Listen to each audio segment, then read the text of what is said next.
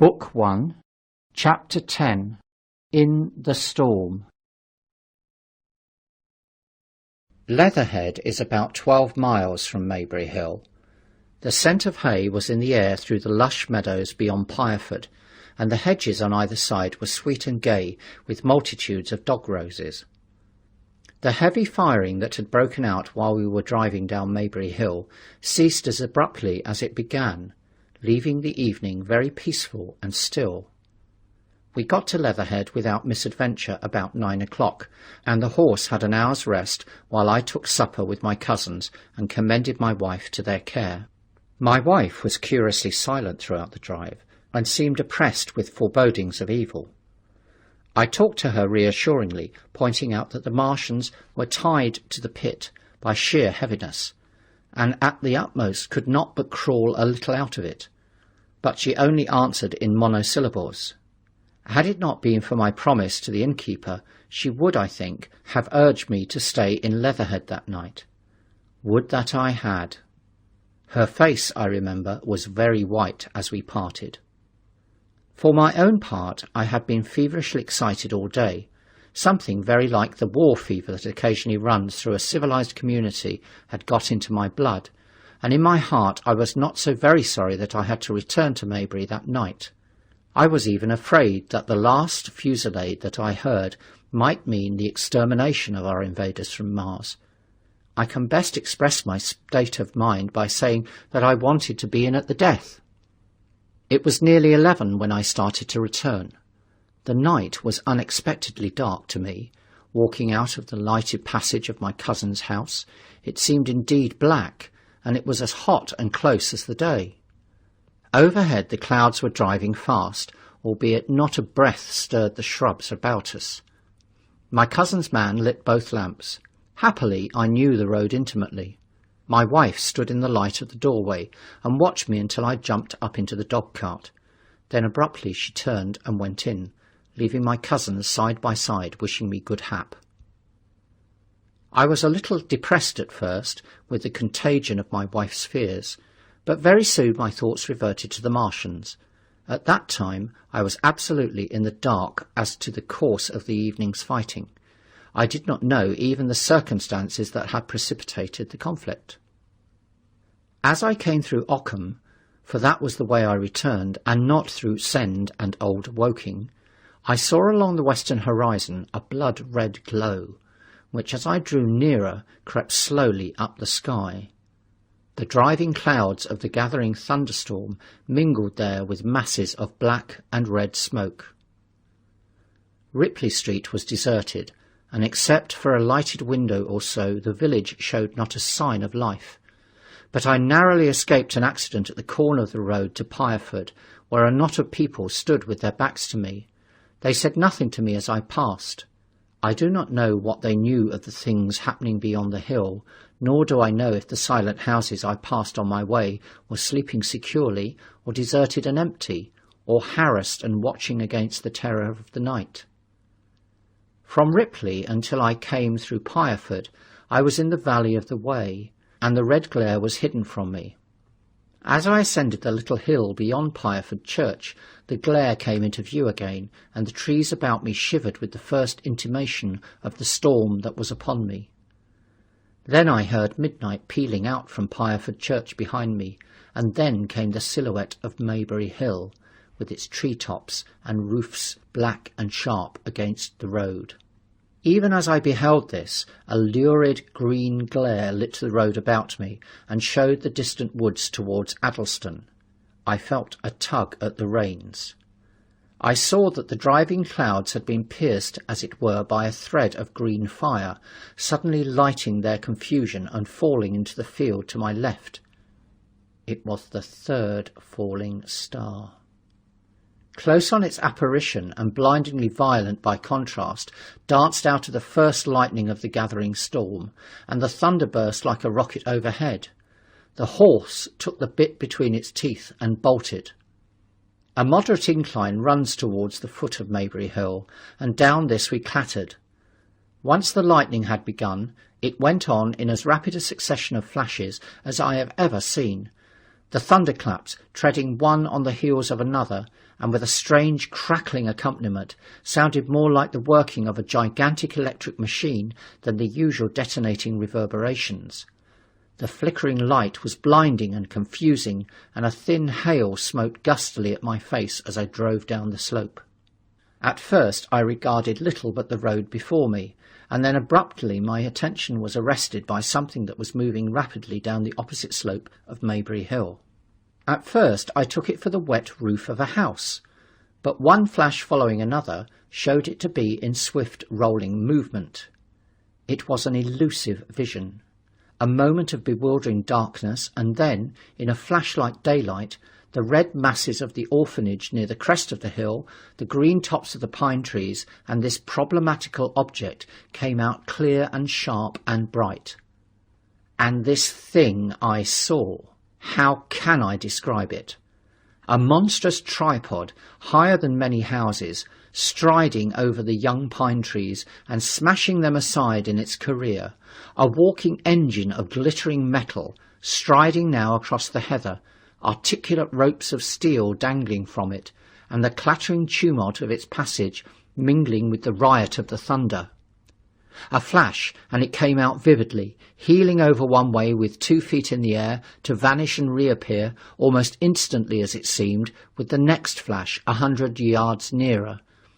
Can you imagine a milking stool tilted and bowled violently along the ground? That was the impression these instant flashes gave. But instead of a milking stool, imagine it a great body of machinery on a tripod stand. Then suddenly the trees in the pine wood ahead of me were parted, as brittle reeds were parted by a man thrusting through them. They were snapped off and driven headlong, and a second huge tripod appeared, rushing, as it seemed, headlong towards me. And I was galloping hard to meet it. At the sight of the second monster, my nerve went altogether. Not stopping to look round again, I wrenched the horse's head hard round to the right, and in another moment the dog-cart had heeled over upon the horse. The shaft smashed noisily, and I was flung sideways and fell heavily into a shallow pool of water. I crawled out immediately and crouched, my feet still in the water, under a clump of firs. The horse lay motionless. His neck was broken, poor brute, and by the lightning flashes I saw the black bull of the overturned dog-cart and the silhouette of the wheel still spinning slowly. In another moment the colossal mechanism went striding by me and passed uphill towards Pireford. Seen nearer, the thing was incredibly strange, for it was no mere insensate machine driving on its way. Machine it was, with a ringing metal pace and long, flexible, glittering tentacles, one of which gripped a young pine tree, swinging and rattling about its strange body. It picked its road as it went striding along, and the brazen hood that surmounted it moved to and fro with the inevitable suggestion of a head looking about. Behind the main body was a huge mass of white metal like a gigantic fisherman's basket, and puffs of green smoke squirted out from the joints of the limbs as the monster swept by me, and in an instant it was gone. So much I saw then, all vaguely from the flickering of the lightning, in blinding highlights and dense black shadows. As it passed, it set up an exultant, deafening howl that drowned the thunder. "Alloo! Alloo!" And in another minute it was with its companion, half a mile away, stooping over something in the field. I have no doubt this thing in the field was the third of the 10 cylinders they had fired at us from Mars. For some minutes I lay there in the rain and darkness, watching, by the intermittent light, these monstrous beings of metal moving about in the distance over the hedge-tops. A thin hail was now beginning, and as it came and went, their figures grew misty and then flashed into clearness again. Now and then came a gap in the lightning, and the night swallowed them up. I was soaked with hail above and puddle water below. It was some time before my blank astonishment would let me struggle up the bank to a drier position or think at all about my imminent peril. Not far from me was a little one-roomed squatter's hut of wood, surrounded by a patch of potato garden. I struggled to my feet at last, and crouching and making use of every chance of cover, I made a run for this.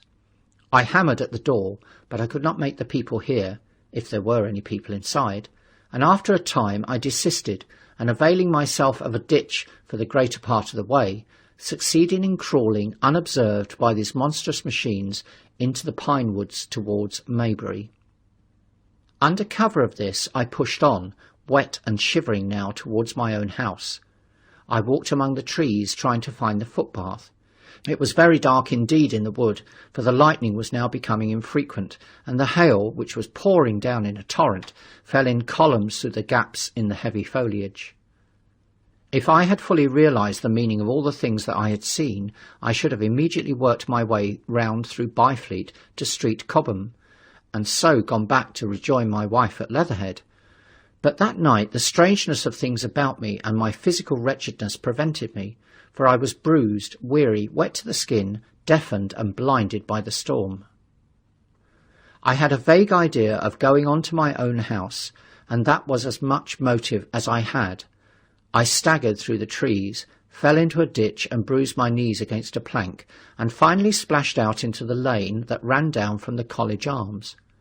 I say splashed, for the storm water was sweeping the sand down the hill in a muddy torrent. There in the darkness a man blundered into me and sent me reeling back. He gave a cry of terror, sprang sideways, and rushed on before I could gather my wits sufficiently to speak to him.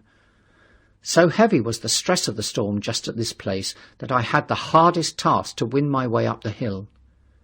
I went close up to the fence on the left and worked my way along its palings. Near the top I stumbled upon something soft, and by a flash of lightning saw between my feet a heap of black broadcloth and a pair of boots. Before I could distinguish clearly how the man lay, the flicker of light had passed. I stood over him waiting for the next flash.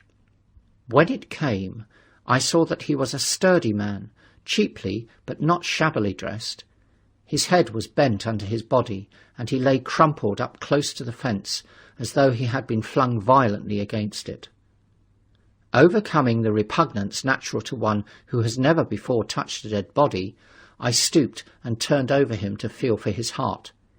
He was quite dead. Apparently his neck had been broken. The lightning flashed for a third time, and his face leapt upon me. I sprang to my feet. It was the landlord of the Spotted Dog, whose conveyance I had taken. I stepped over him gingerly and pushed up the hill. I made my way by the police station and the College Arms towards my own house. Nothing was burning on the hillside, though from the common there still came a red glare and a rolling tumult of ruddy smoke beating up against the drenching hail. So far as I could see by the flashes, the houses about me were mostly uninjured. By the College Arms a deep heap lay in the road. Down the road towards Maybury Bridge there were voices and the sound of feet, but I had not the courage to shout or go to them. I let myself in with my latchkey, closed, locked and bolted the door, staggered to the foot of the staircase and sat down. My imagination was full of those striding metallic monsters and of the dead body smashed against the fence. I crouched at the foot of the staircase with my back to the wall, shivering violently. Chapter 11. At the Window. I have already said that my storms of emotion have a trick of exhausting themselves. After a time I discovered that I was cold and wet, and with little pools of water about me on the stair carpet. I got up almost mechanically, went into the dining room and drank some whisky, and then I moved to change my clothes. After I had done that, I went upstairs to my study, but why I did so I do not know. The window of my study looks over the trees and the railway towards Horsewell Common. In the hurry of our departure, this window had been left open. The passage was dark, and, by contrast with the picture the window frame enclosed, the rest of the room seemed impenetrably dark. I stopped short in the doorway. The thunderstorm had passed.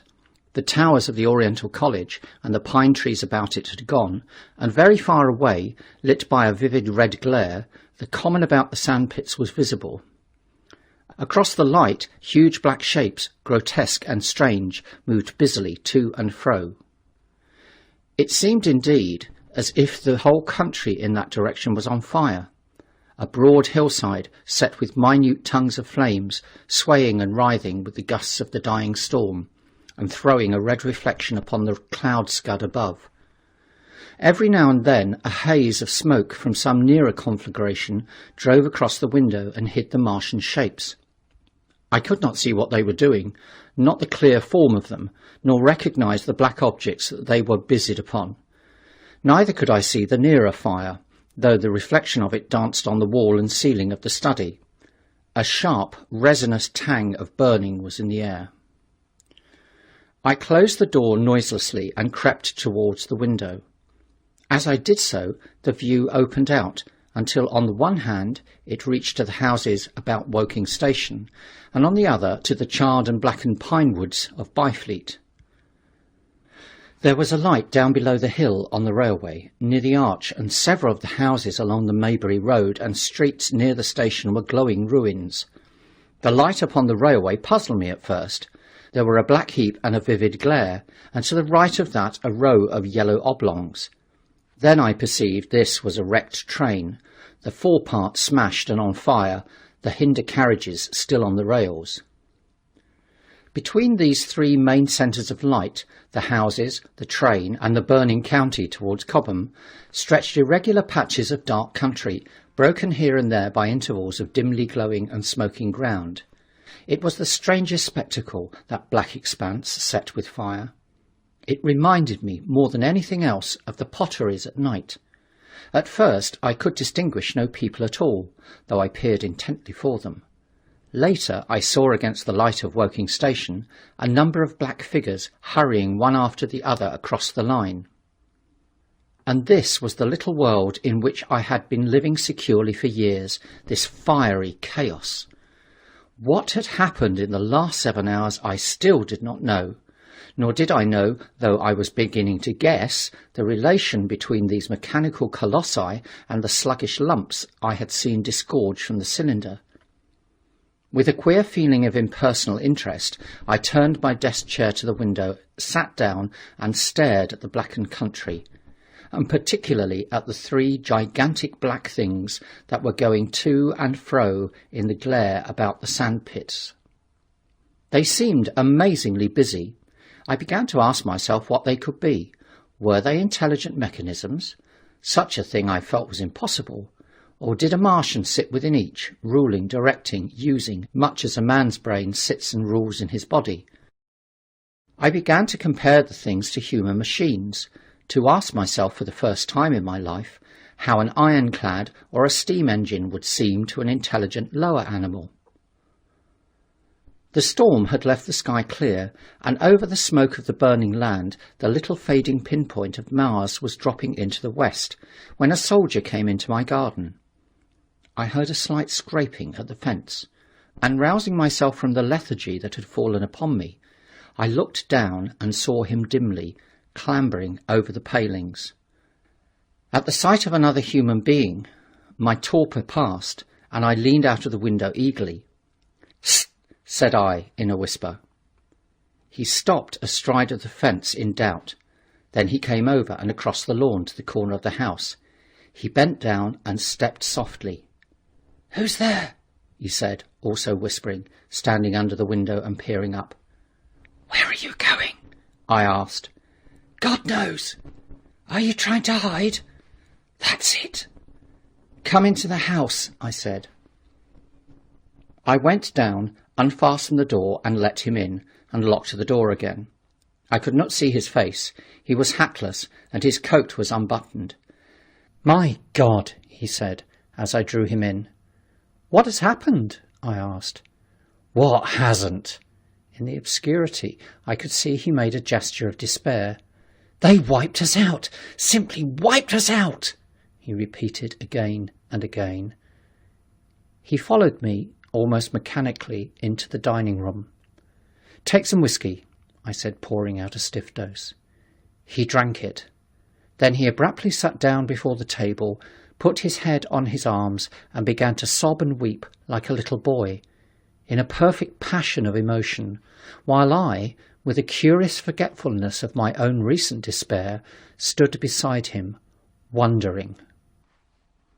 It was a long time before he could steady his nerves to answer my questions, and then he answered perplexingly and brokenly.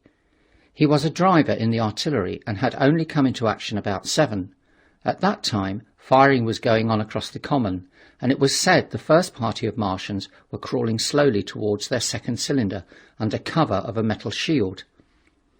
Later, this shield staggered up on tripod legs and became the first of the fighting machines I had seen. The gun he drove had been unlimbered near Horsell in order to command the sandpits, and its arrival it was that had precipitated the action. As the limber gunners went to the rear, his horse trod in a rabbit hole and came down, throwing him into a depression of the ground. At the same moment the gun exploded behind him, the ammunition blew up, there was a fire all about him, and he found himself lying under a heap of charred dead men and horses. "I lay still," he said, "scared out of my wits, with the forequarter of a horse atop of me. We've been wiped out, and the smell, good God, like burnt meat. I was hurt across the back by the fall of the horse, and there I had to lie until I felt better. Just like parade it had been a minute before, then stumble, bang, swish." "Wiped out," he said. He had hid under the dead horse for a long time, peeping out furtively across the common. The Cardigan men had tried a rush, in skirmishing order, at the pit, simply to be swept out of existence. Then the monster had risen to its feet and begun to walk leisurely to and fro across the common among the few fugitives, with its head-like hood turning exactly like the head of a cowled human being. A kind of arm carried a complicated metal case, about which green flashes scintillated, and out of the funnel of this there smoked the heat ray. In a few minutes there was, so far as the soldier could see, not a living thing left upon the common, and every bush and tree upon it that was not already a blackened skeleton was burning. The hussars had been on the road beyond the curvature of the ground, and he saw nothing of them. He heard the Martians rattle for a time and then become still. The giant saved Woking Station and its cluster of houses until the last. Then in a moment the heat ray was brought to bear, and the town became a heap of fiery ruins. Then the thing shut off the heat ray, and turning its back upon the artilleryman, began to waddle away towards the smouldering pine woods that sheltered the second cylinder. As it did so, a second glittering titan built itself up out of the pit. The second monster followed the first, and at that the artilleryman began to crawl very cautiously across the hot heather ash towards Horsell. He managed to get alive into the ditch by the side of the road, and so escaped to Woking. There his story became ejaculatory. The place was impassable. It seems there were a few people alive there, frantic for the most part, and many burned and scalded. He was turned aside by the fire and hid among some almost scorching heaps of broken wall as one of the Martian giants returned. He saw this one pursue a man, catch him up in one of its steely tentacles, and knock his head against the trunk of a pine tree. At last, after nightfall, the artilleryman made a rush for it and got over the railway embankment.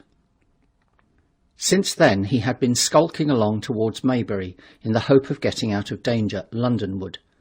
People were hiding in trenches and cellars, and many of the survivors had made off towards Woking village and Send.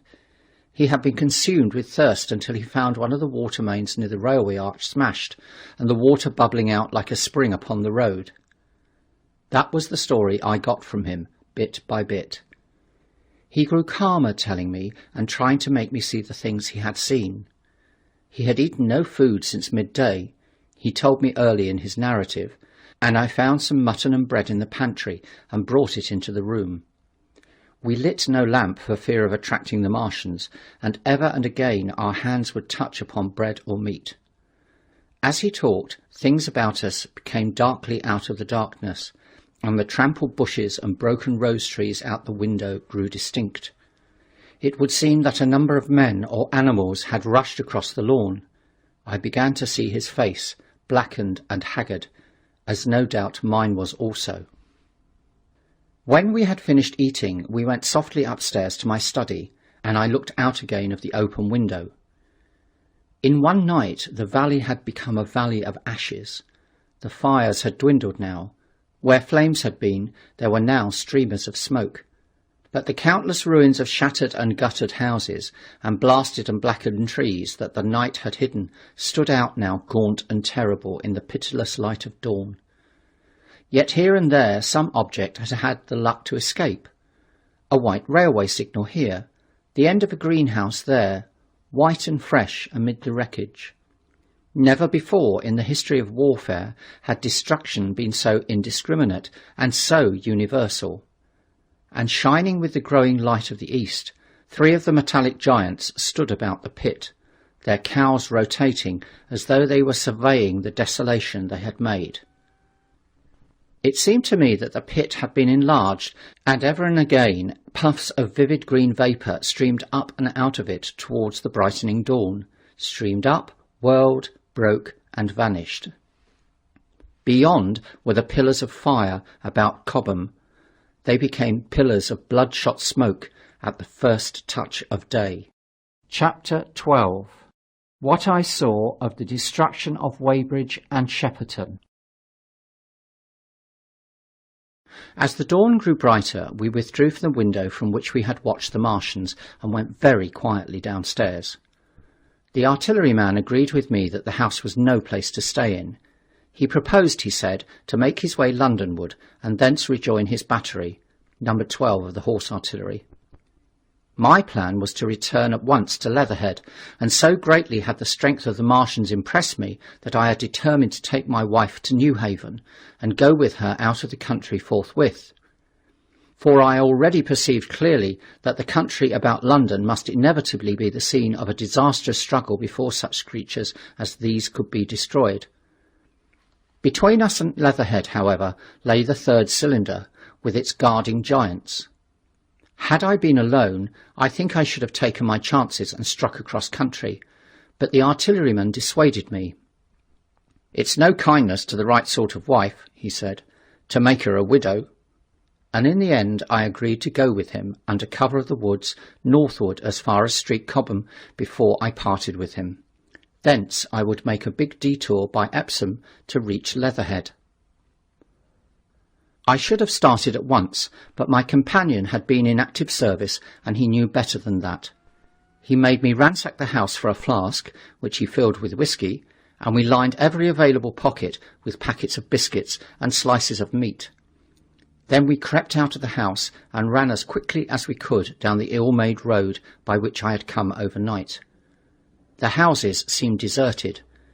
In the road lay a group of 3 charred bodies close together, struck dead by the heat ray, and here and there were things that people had dropped, a clock, a slipper, a silver spoon, and the like poor valuables. At the corner, turning up towards the post office, a little cart filled with boxes and furniture, and horseless, heeled over on a broken wheel. A cash box had been hastily smashed open and thrown under the debris. Except the lodge at the orphanage, which was still on fire, none of the houses had suffered very greatly here. The heat ray had shaved the chimney tops and passed, yet, save ourselves, there did not seem to be a living soul on Maybury Hill. The majority of the inhabitants had escaped, I suppose, by way of the old Woking road, the road I had taken when I drove to Leatherhead, or they had hidden. We went down the lane, by the body of the man in black, sodden now from the overnight hail, and broke into the woods at the foot of the hill. We pushed through these towards the railway without meeting a soul. The woods across the line were but the scarred and blackened ruins of woods. For the most part the trees had fallen, but a certain proportion still stood, dismal grey stems, with dark brown foliage instead of green. On our side the fire had done no more than scorch the nearer trees. It had failed to secure its footing. In one place the woodman had been at work on Saturday. Trees, felled and freshly trimmed, lay in a clearing, with heaps of sawdust by the sawing machine and its engine. Hard by was a temporary hut, deserted. There was not a breath of wind this morning, and everything was strangely still.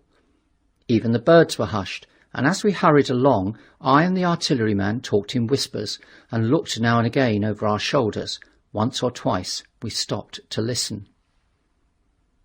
After a time we drew near the road, and as we did so we heard the clatter of hooves, and saw through the tree stems 3 cavalry soldiers riding slowly towards Woking.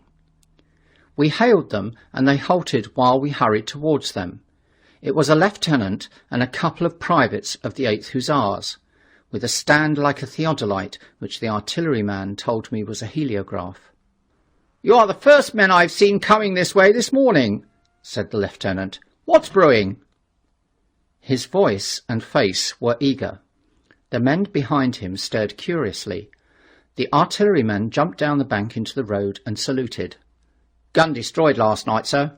Have been hiding. Trying to rejoin battery, sir. You'll come in sight of the Martians, I expect, about half a mile along this road." "What the dickens are they like?" asked the lieutenant. "Giants in armour, sir. 100 feet high, 3 legs and a body like aluminium, with a mighty great head in a hood, sir." "Get out," said the lieutenant. "What confounded nonsense." "You'll see, sir. They carry a kind of box, sir, that shoots fire and strikes you dead." "What do you mean, a gun?" "No, sir." And the artilleryman began a vivid account of the heat ray. Halfway through, the lieutenant interrupted him and looked up at me.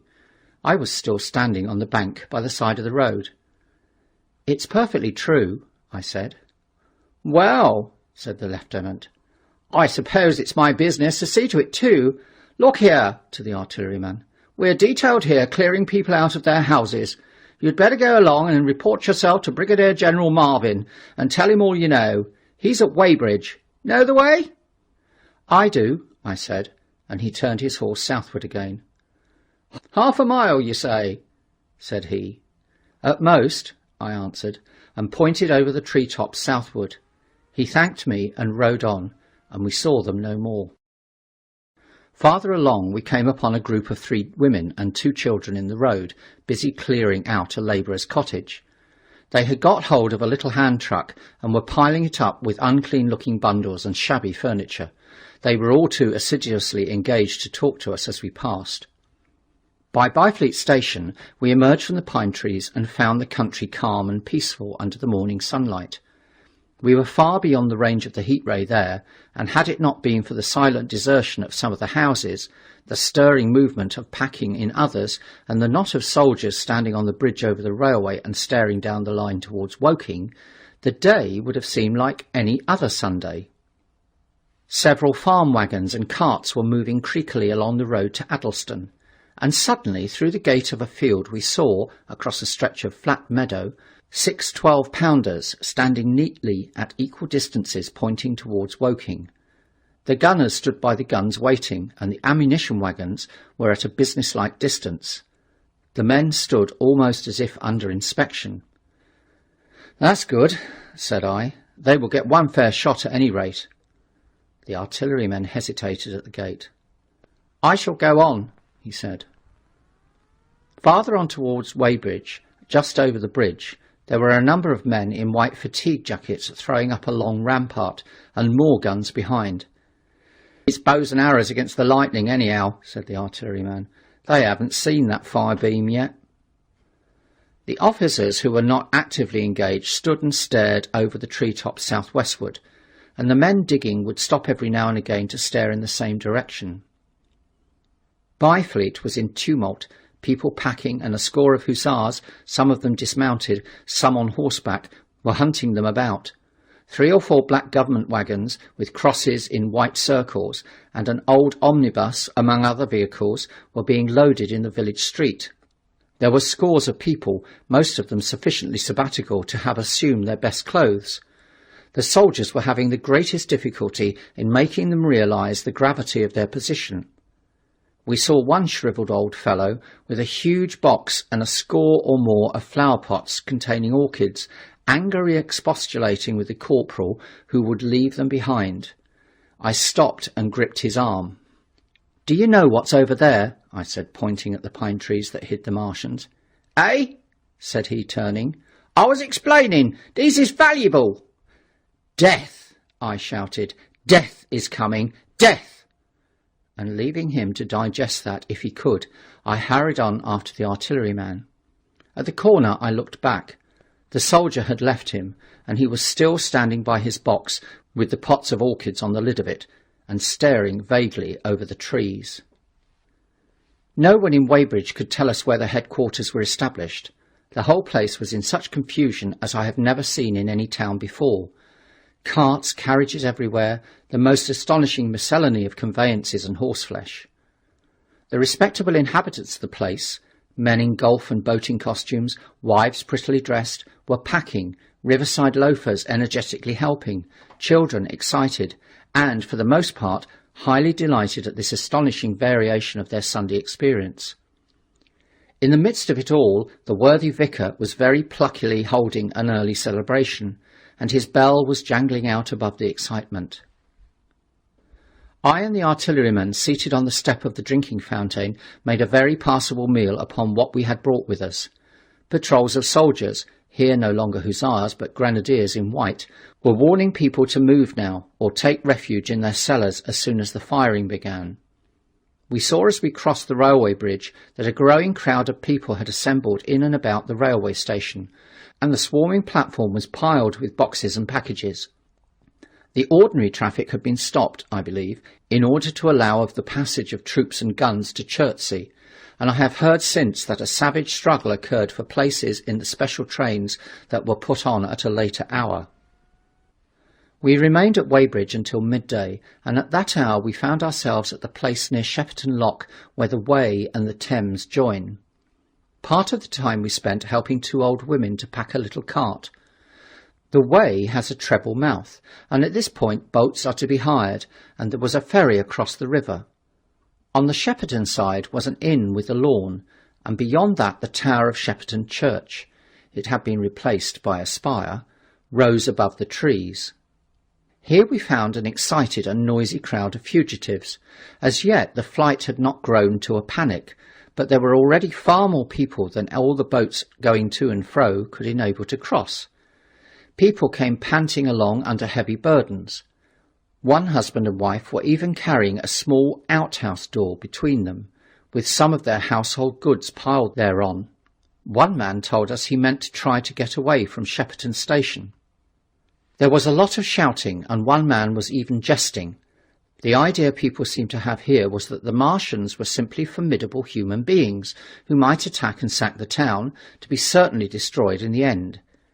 Every now and then people would glance nervously across the way at the meadows towards Chertsey, but everything over there was still. Across the Thames, except just where the boats landed, everything was quiet, in vivid contrast to the Surrey side. The people who landed there from the boats went tramping off down the lane. The big ferryboat had just made a journey. 3 or 4 soldiers stood on the lawn of the inn, staring and jesting at the fugitives, without offering to help. The inn was closed, as it was now within prohibited hours. "What's that?" cried the boatman, and "Shut up, you fool," said a man near to a yelping dog. Then the sound came again, this time from the direction of Chertsey. A muffled thud. The sound of a gun. The fighting was beginning. Almost immediately unseen batteries across the river to our right, unseen because of the trees, took up the chorus, firing heavily one after the other. Everyone stood arrested by the sudden stir of battle, near us and yet invisible to us. Nothing was to be seen save flat meadows, cows feeding unconcernedly for the most part, and silvery pollard willows motionless in the warm sunlight. "The soldiers'll stop 'em," said a woman beside me, doubtfully. A haziness rose over the treetops.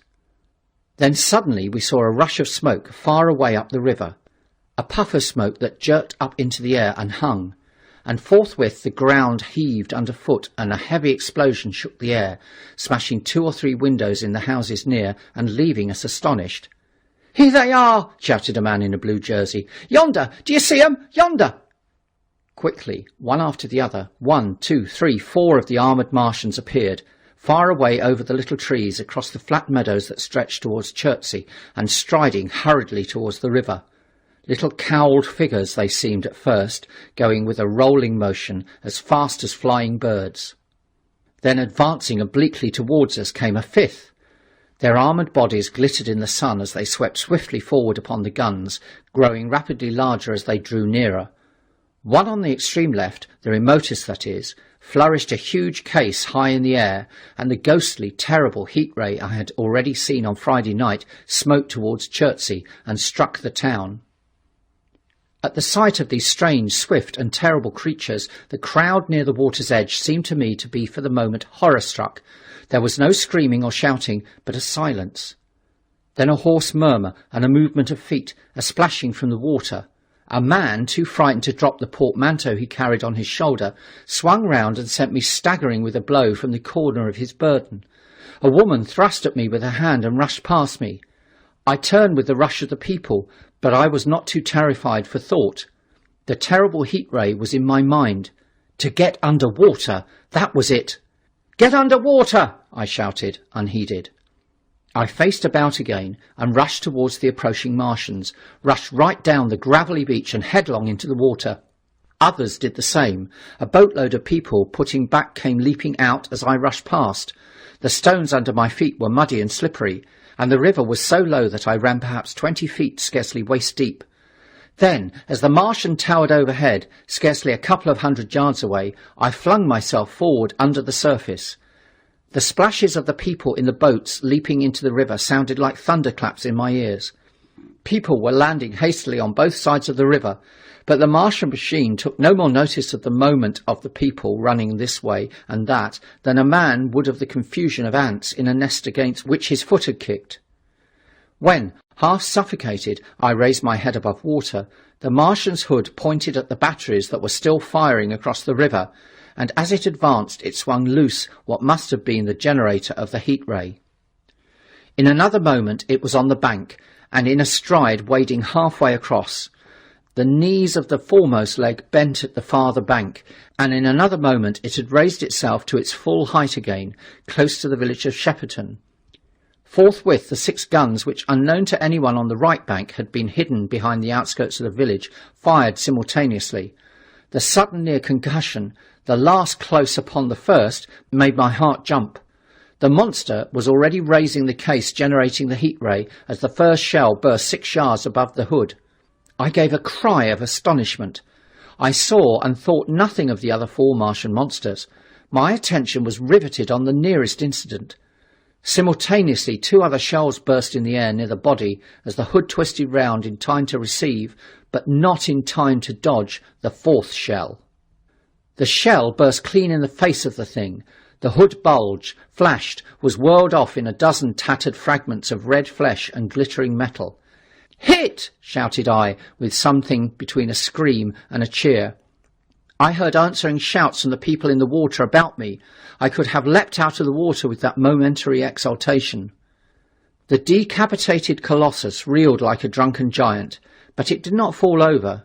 It recovered its balance by a miracle, and no longer heeding its steps, and with the camera that fired the heat ray now rigidly upheld, it reeled swiftly upon Shepperton. The living intelligence, the Martian within the hood, was slain and splashed to the 4 winds of heaven, and the thing was now but a mere intricate device of metal whirling to destruction. It drove along in a straight line, incapable of guidance. It struck the tower of Shepperton Church, smashing it down as the impact of a battering ram might have done. Swerved aside, blundered on, and collapsed with tremendous force into the river out of my sight. A violent explosion shook the air, and a spout of water, steam, mud, and shattered metal shot far up into the sky. As the camera of the heat ray hit the water, the latter had immediately flashed into steam. In another moment a huge wave, like a muddy tidal bore, but almost scaldingly hot, came sweeping round the bend upstream. I saw people struggling shorewards, and heard their screaming and shouting faintly above the seething and roar of the Martian's collapse. For a moment I heeded nothing of the heat, forgot the patent need of self-preservation. I splashed through the tumultuous water, pushing aside a man in black to do so, until I could see round the bend.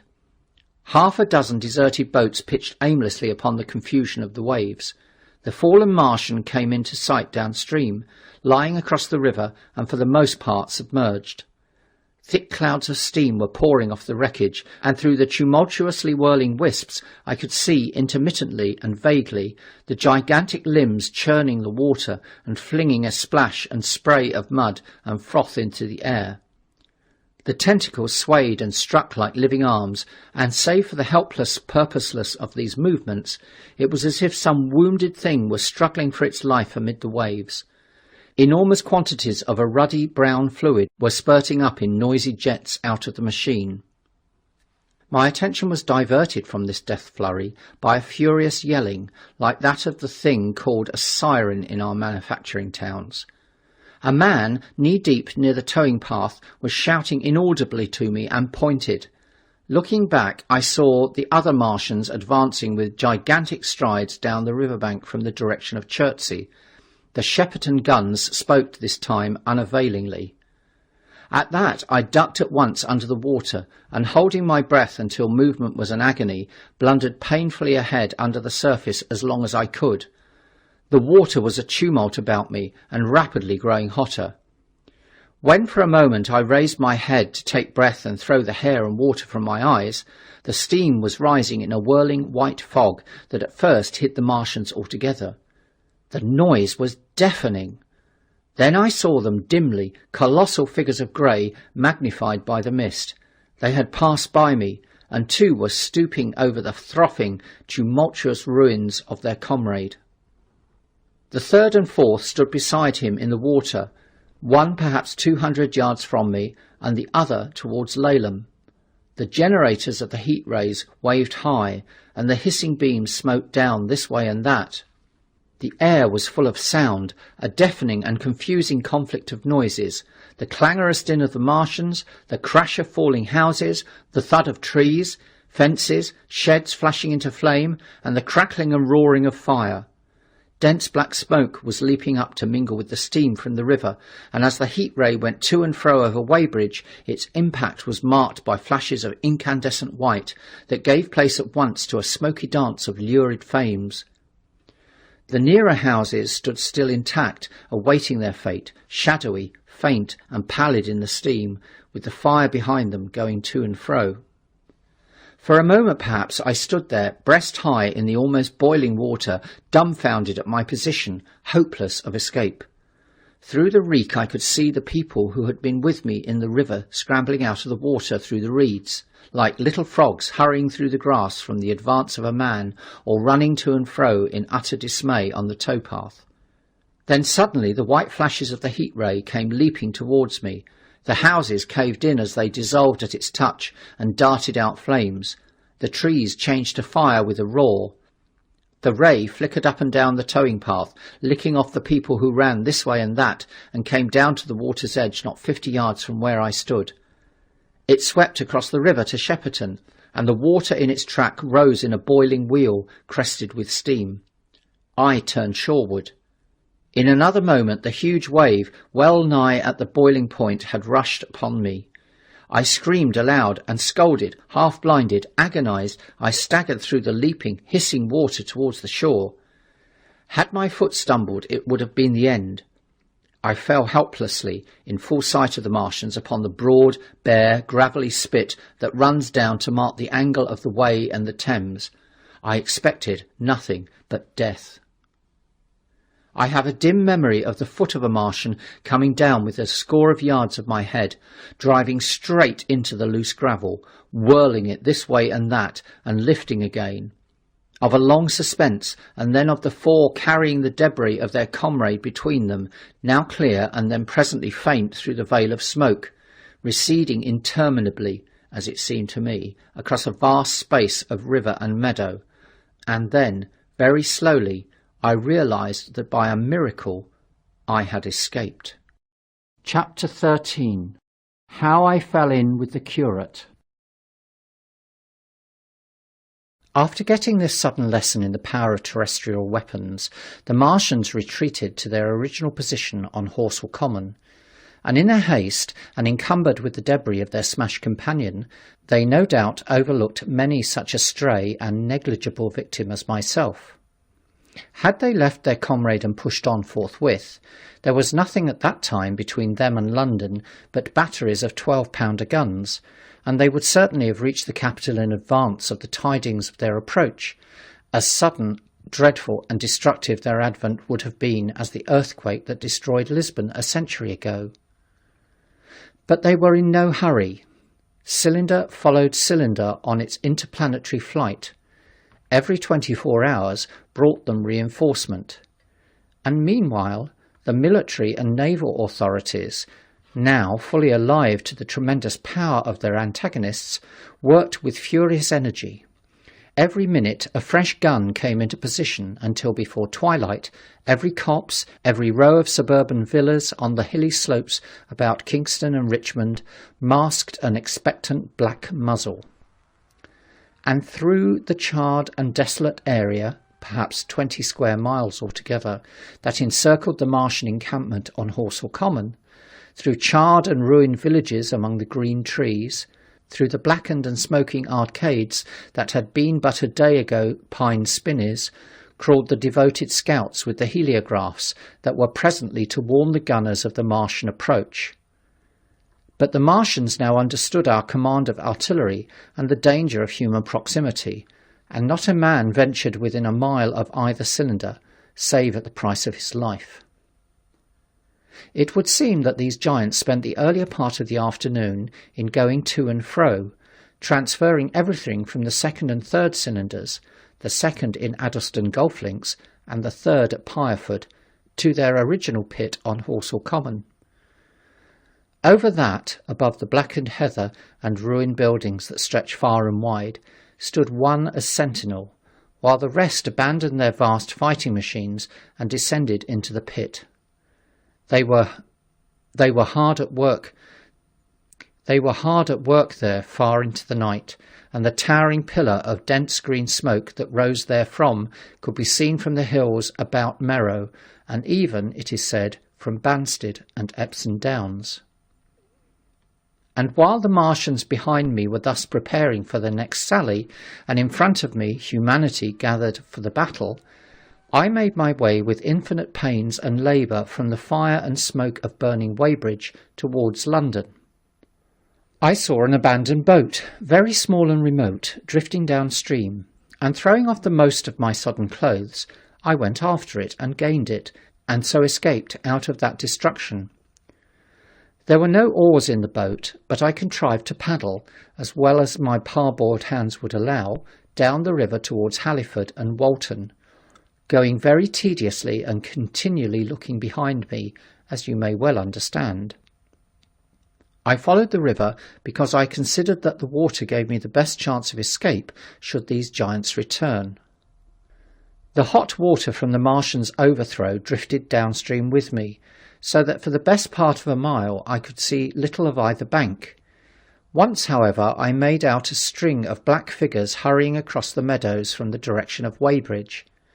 Halliford, it seems, was deserted, and several of the houses facing the river were on fire. It was strange to see the place quite tranquil, quite desolate under the hot blue sky, with the smoke and little threads of flame going straight up into the heat of the afternoon. Never before had I seen houses burning without the accompaniment of an obstructive crowd. A little farther on, the dry reeds up the bank were smoking and glowing, and a line of fire inland was marching steadily across a late field of hay. For a long time I drifted, so painful and weary was I after the violence I had been through, and so intense the heat upon the water. Then my fears got the better of me again, and I resumed my paddling. The sun scorched my bare back. At last, as the bridge at Walton was coming into sight round the bend, my fever and faintness overcame my fears, and I landed on the Middlesex bank and lay down, deadly sick, among the long grass. I suppose the time was then about 4 or 5 o'clock.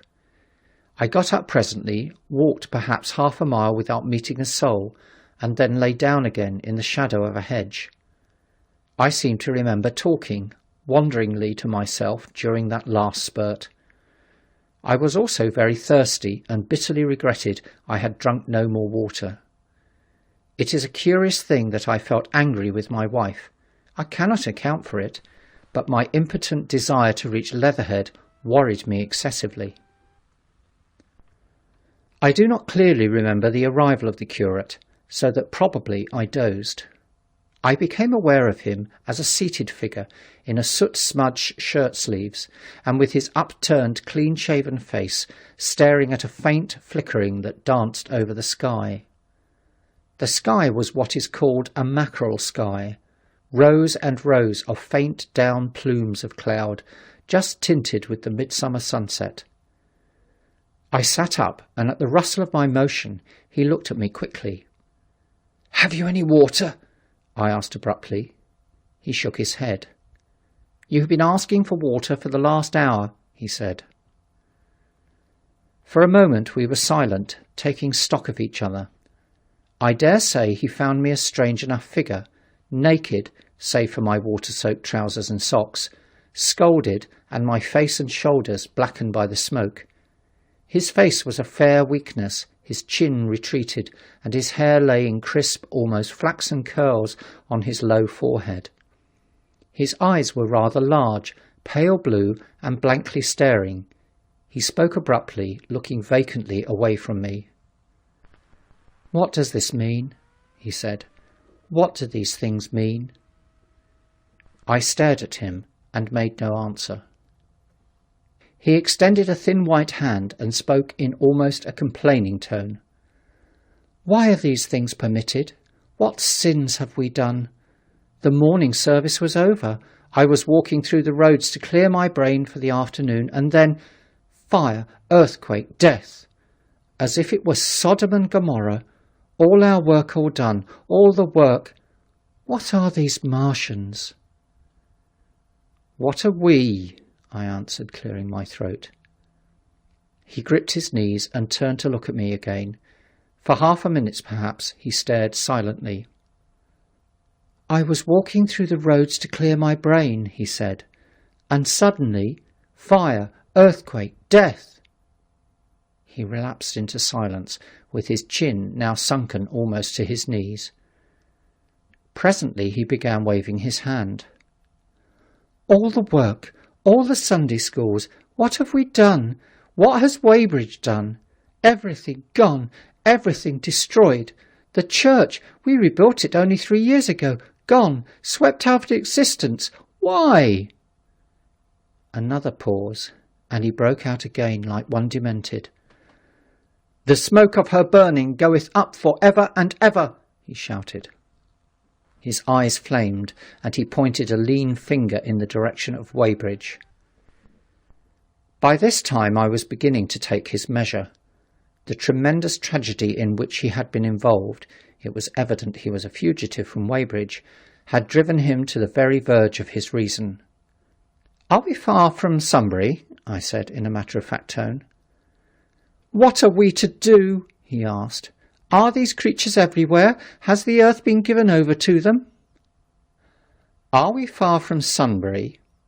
"Only this morning I officiated at early celebration. Things have changed," I said quietly. "You must keep your head. There is still hope." "Hope?" "Yes, plentiful hope for all this destruction." I began to explain my view of our position. He listened at first, but as I went on the interest dawning in his eyes gave place to their former stare, and his regard wandered from me. "This must be the beginning of the end," he said, interrupting me. "The end! The great and terrible day of the Lord, when men shall hide upon the mountains, and the rocks fall upon them, and hide them from the face of him that sitteth upon the throne." I began to understand the position. I ceased my laboured reasoning, struggled to my feet, and standing over him laid my hand on his shoulders. "Be a man," I said. "You are scared out of your wits. What good is religion if it collapses under calamity? Think of what earthquakes and floods, wars and volcanoes have done before to men. Did you think God had exempted Weybridge? He is not an insurance agent." For a time he sat in blank silence. "But how can we escape?" he asked suddenly. They are invulnerable. They are pitiless. Neither the one nor perhaps the other, I answered. And the mighty they are, the more sane and wary should we be. One of them was killed yonder not 3 hours ago. Killed? He said, staring about him. How can God's ministers be killed? I saw it happen, I proceeded to tell him. We have chanced to come in for the thick of it, said I, and that is all. What is that flicker in the sky? He asked abruptly. I told him it was the heliograph signalling, that it was the sign of human help and effort in the sky. We are in the midst of it, I said, quiet as it is. That flicker in the sky tells of the gathering storm. Yonder, I take it, are the Martians, and Londonward, where those hills rise about Richmond and Kingston, and the trees give cover, earthworks are being thrown up and guns are being placed. Presently the Martians will be coming this way again. And even as I spoke, he sprang to his feet and stopped me by a gesture. Listen, he said. From beyond the low hills across the water came the dull resonance of distant guns and a remote, weird crying. Then everything was still. A cockchafer came droning over the hedge and past us. High in the west, the crescent moon hung faint and pale above the smoke of Weybridge and Shepperton and the hot, still splendour of the sunset. We had better follow this path, I said. Northward. Chapter 14. In London. My younger brother was in London when the Martians fell at Woking. He was a medical student working for an imminent examination, and he heard nothing of the arrival until Saturday morning. The morning papers on Saturday contained, in addition to lengthy special articles on the planet Mars, on life in the planets, and so forth, a brief and vaguely worded telegram, all the more striking for its brevity. The Martians, alarmed by the approach of a crowd, had killed a number of people with a quick-firing gun, so the story ran. The telegram concluded with the words, Formidable as they seem to be, the Martians have not moved from the pit into which they have fallen, and indeed seem incapable of doing so. Probably this is due to the relative strength of the Earth's gravitational energy. On that last text, their leader-writer expanded very comfortingly. Of course, all the students in the crammer's biology class, to which my brother went that day, were intensely interested, but there were no signs of any unusual excitement in the streets. The afternoon papers puffed scraps of news under big headlines. They had nothing to tell beyond the movements of troops about the Common and the burning of the pine woods between Woking and Weybridge until 8. Then the St. James Gazette, in an extra special edition, announced the bare fact of the interruption of telegraphic communication. This was thought to be due to the falling of burning pine trees across the line. Nothing more of the fighting was known that night, the night of my drive to Leatherhead and back. My brother felt no anxiety about us, as he knew from the description in the papers that the cylinder was a good 2 miles from my house. He made up his mind to run down that night to me in order, as he says, to see the things before they were killed. He dispatched a telegram which never reached me about 4 o'clock and spent the evening at a music hall. In London also, on Saturday night, there was a thunderstorm, and my brother reached Waterloo in a cab. On the platform from which the midnight train usually starts, he learned, after some waiting, that an accident prevented trains from reaching Woking that night. The nature of the accident he could not ascertain. Indeed, the railway authorities did not clearly know at that time. There was very little excitement in the station, as the officials, failing to realise that anything further than a breakdown between Byfleet and Woking Junction had occurred, were running the theatre trains which usually pass through Woking round by Virginia Water or Guildford.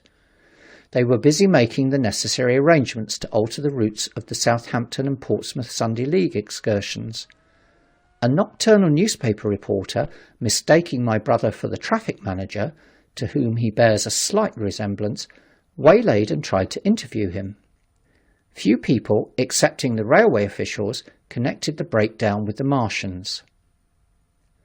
I have read, in another account of these events, that on Sunday morning all London was electrified by the news from Woking. As a matter of fact, there was nothing to justify that very extravagant phrase. Plenty of Londoners did not hear of the Martians until the panic of Monday morning. Those who did took some time to realise all that the hastily worded telegrams in the Sunday papers conveyed. The majority of people in London do not read Sunday papers. The habit of personal security, moreover, is so deeply fixed in the Londoner's mind, and startling intelligence so much a matter of course in the papers, that they could read without any personal tremors. About 7 o'clock last night, the Martians came out of the cylinder, and, having moved about under an armour of metallic shields, have completely wrecked Woking Station with the adjacent houses and massacred an entire battalion of the Cardigan Regiment. No details are known. Maxims have been absolutely useless against their armour. The field guns have been disabled by them. Flying hussars have been galloping into Chertsey. The Martians appear to be moving slowly towards Chertsey or Windsor. Great anxiety prevails in West Surrey, and earthworks are being thrown up to check the advance Londonward. That was how the Sunday Sun put it, and a clever and remarkably prompt handbook article in the Referee compared the affair to a menagerie suddenly let loose in a village. No one in London knew positively of the nature of the armoured Martians, and there was still a fixed idea that these monsters must be sluggish, crawling, creeping painfully. Such expressions occurred in almost all the earlier reports. None of the telegrams could have been written by an eyewitness of their advance. The Sunday papers printed separate editions as further news came to hand, some even in default of it. But there was particularly nothing more to tell people until late in the afternoon, when the authorities gave the press agencies the news in their possession. It was stated that people of Walton and Weybridge and all the district were pouring along the roads Londonward, and that was all. My brother went to church at the Foundling Hospital in the morning, still in ignorance of what had happened on the previous night. There he heard allusions made to the invasion and a special prayer for peace. Coming out, he brought a referee. He became alarmed at the news in this, and went again to Waterloo Station to find out if communication were restored. The omnibuses, carriages, cyclists and innumerable people walking in their best clothes seemed scarcely affected by the strange intelligence that the news vendors were disseminating. People were interested, or, if alarmed, alarmed only on account of the local residents. At the station he heard for the first time that the Windsor and Chertsey lines were now interrupted. The porters told him that several remarkable telegrams had been received in the morning from Byfleet and Chertsey stations, but that these had abruptly ceased. My brother could get very little precise detail out of them. "There's fighting going on about Weybridge," was the extent of their information. The train service was now very much disorganised. Quite a number of people who had been expecting friends from places on the South Western network were standing about the station. One grey-headed old gentleman came and abused the South Western Company bitterly to my brother. "It wants showing up," he said. 1 or 2 trains came in from Richmond, Putney and Kingston, containing people who had gone for a day's boating and found the locks closed, and a feeling of panic in the air. A man in a blue and white blazer addressed my brother, full of strange tidings. "There's hosts of people driving into Kingston in traps and carts and things, with boxes of valuables and all that," he said. "They come from Moseley and Weybridge and Walton, and they say there's been guns heard at Chertsey, heavy firing, and mounted soldiers have told them to get off at once because the Martians are coming. We heard guns firing at Hampton Court Station, but we thought it was thunder. What the dickens does it all mean? The Martians can't get out of their pit, can they?" My brother could not tell him. Afterwards, he found that the vague feeling of alarm had spread to the clients of the Underground Railway, and that the Sunday excursionists began to return from all over the south-western Lung, Barnes, Wimbledon, Richmond Park, Kew, and so forth, at unnaturally early hours, but not a soul had anything more than vague hearsay to tell of. Everyone connected with the terminus seemed ill-tempered. About 5 o'clock, the gathering crowd in the station was immensely excited by the opening of the line of communication, which is almost invariably closed, between the south-eastern and the south-western stations, and the passage of carriage trucks bearing huge guns and carriages crammed with soldiers. These were the guns that were brought up from Woolwich and Chatham to cover Kingston. There was an exchange of pleasantries. "You'll get eaten! We're the beast tamers!" and so forth. A little while after that, a squad of police came into the station and began to clear the public off the platform, and my brother went out into the street again. The church bells were ringing for evensong, and a squad of Salvation Army lasses came singing down Waterloo Road. On the bridge, a number of loafers were watching a curious brown scum that came drifting down the stream in patches. The sun was just setting, and the clock tower and the Houses of Parliament rose against one of the most peaceful skies it was possible to imagine, a sky of gold, barred with long transverse stripes of reddish-purple colour. There was talk of floating body. One of the men there, a reservist he said he was, told my brother he had seen the heliograph flickering in the west. In Wellington Street, my brother met a couple of sturdy roughs who had just been rushed out of Fleet Street with still wet newspapers and staring placards. "Dreadful catastrophe," they bawled one to another down Wellington Street. "Fighting at Weybridge. Full description. Repulse of the Martians. London in danger." He had to give threepence for a copy of that paper. Then it was, and then only, that he realised something of the full power and terror of these monsters. He learned that they were not merely a handful of small, sluggish creatures, but that they were mind-swaying vast mechanical bodies, that they could move swiftly and smite with such power that even the mightiest guns could not stand against them. They were described as vast spider-like machines, nearly 100 feet high, capable of the speed of an express train and able to shoot out a beam of intense heat. Masked batteries, chiefly of field guns, had been planted in the country about Horsell Common, and especially between the Woking district and London.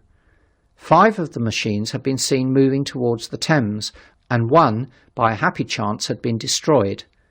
In the other cases, the shells had missed, and the batteries had been at once annihilated by the heat rays.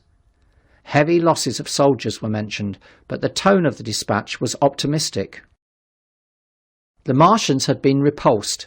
They were not invulnerable. They had retreated to their triangle of cylinders again in the circle about Woking. Signallers with heliographs were pushing forward upon them from all sides. Guns were in rapid transit from Windsor, Portsmouth, Aldershot, Woolwich, even from the north, among others long wire guns of 95 tons from Woolwich. Altogether 116 were in position or being hastily placed, chiefly covering London.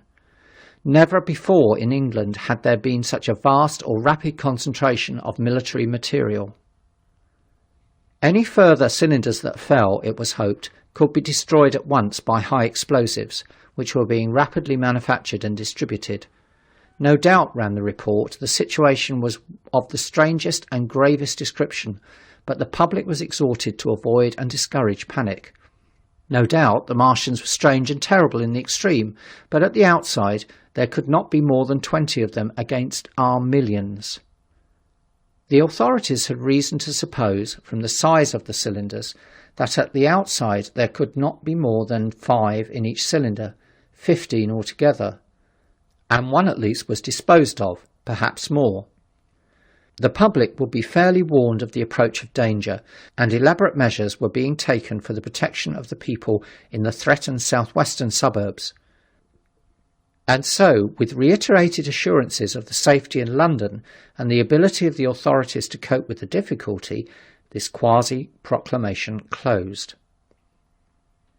This was printed in enormous type on paper so fresh that it was still wet, and there had been no time to add a word of comment. It was curious, my brother said, to see how ruthlessly the usual contents of the paper had been hacked and taken out to give this place. All down Wellington Street people could be seen fluttering out the pink sheets and reading, and the Strand was suddenly noisy with the voices of an army of hawkers following these pioneers. Men came scrambling off buses to secure copies. Certainly this news excited people intensely, whatever their previous apathy. The shutters of a map shop in the Strand were being taken down, my brother said, and a man in his Sunday raiment, lemon-yellow gloves even, was visible inside the window, hastily fastening maps of Surrey to the glass. Going on along the Strand to Trafalgar Square, the paper in his hand, my brother saw some of the fugitives from West Surrey. There was a man with his wife and 2 boys and some articles of furniture in a cart, such as greengrocers use. He was driving in the direction of Westminster Bridge, and close behind him came a hay wagon with 5 or 6 respectable-looking people in it, and some boxes and bundles.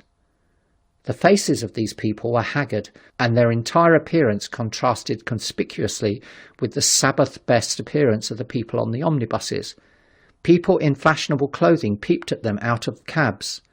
They stopped at the square as if undecided which way to take, and finally turned eastward along the Strand.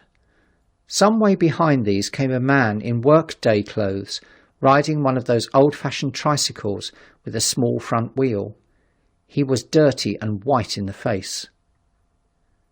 My brother turned down towards Victoria and met a number of such people. He had a vague idea he might see something of me. He noticed an unusual number of police regulating traffic.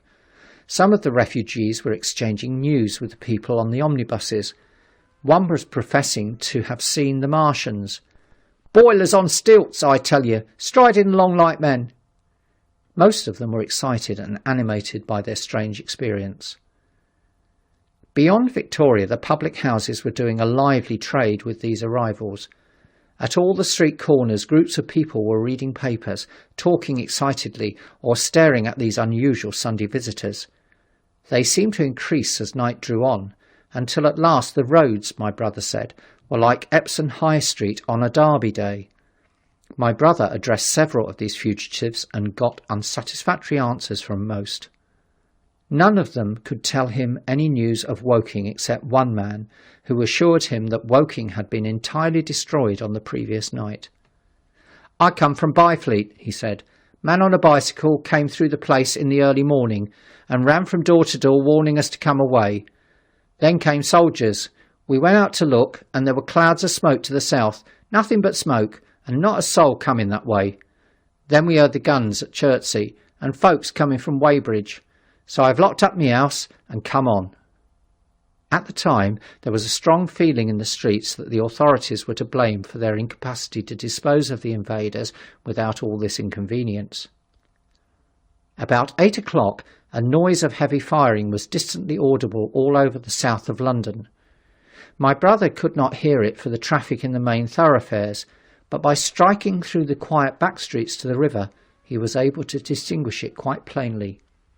He walked from Westminster to his apartments near Regent's Park about 2.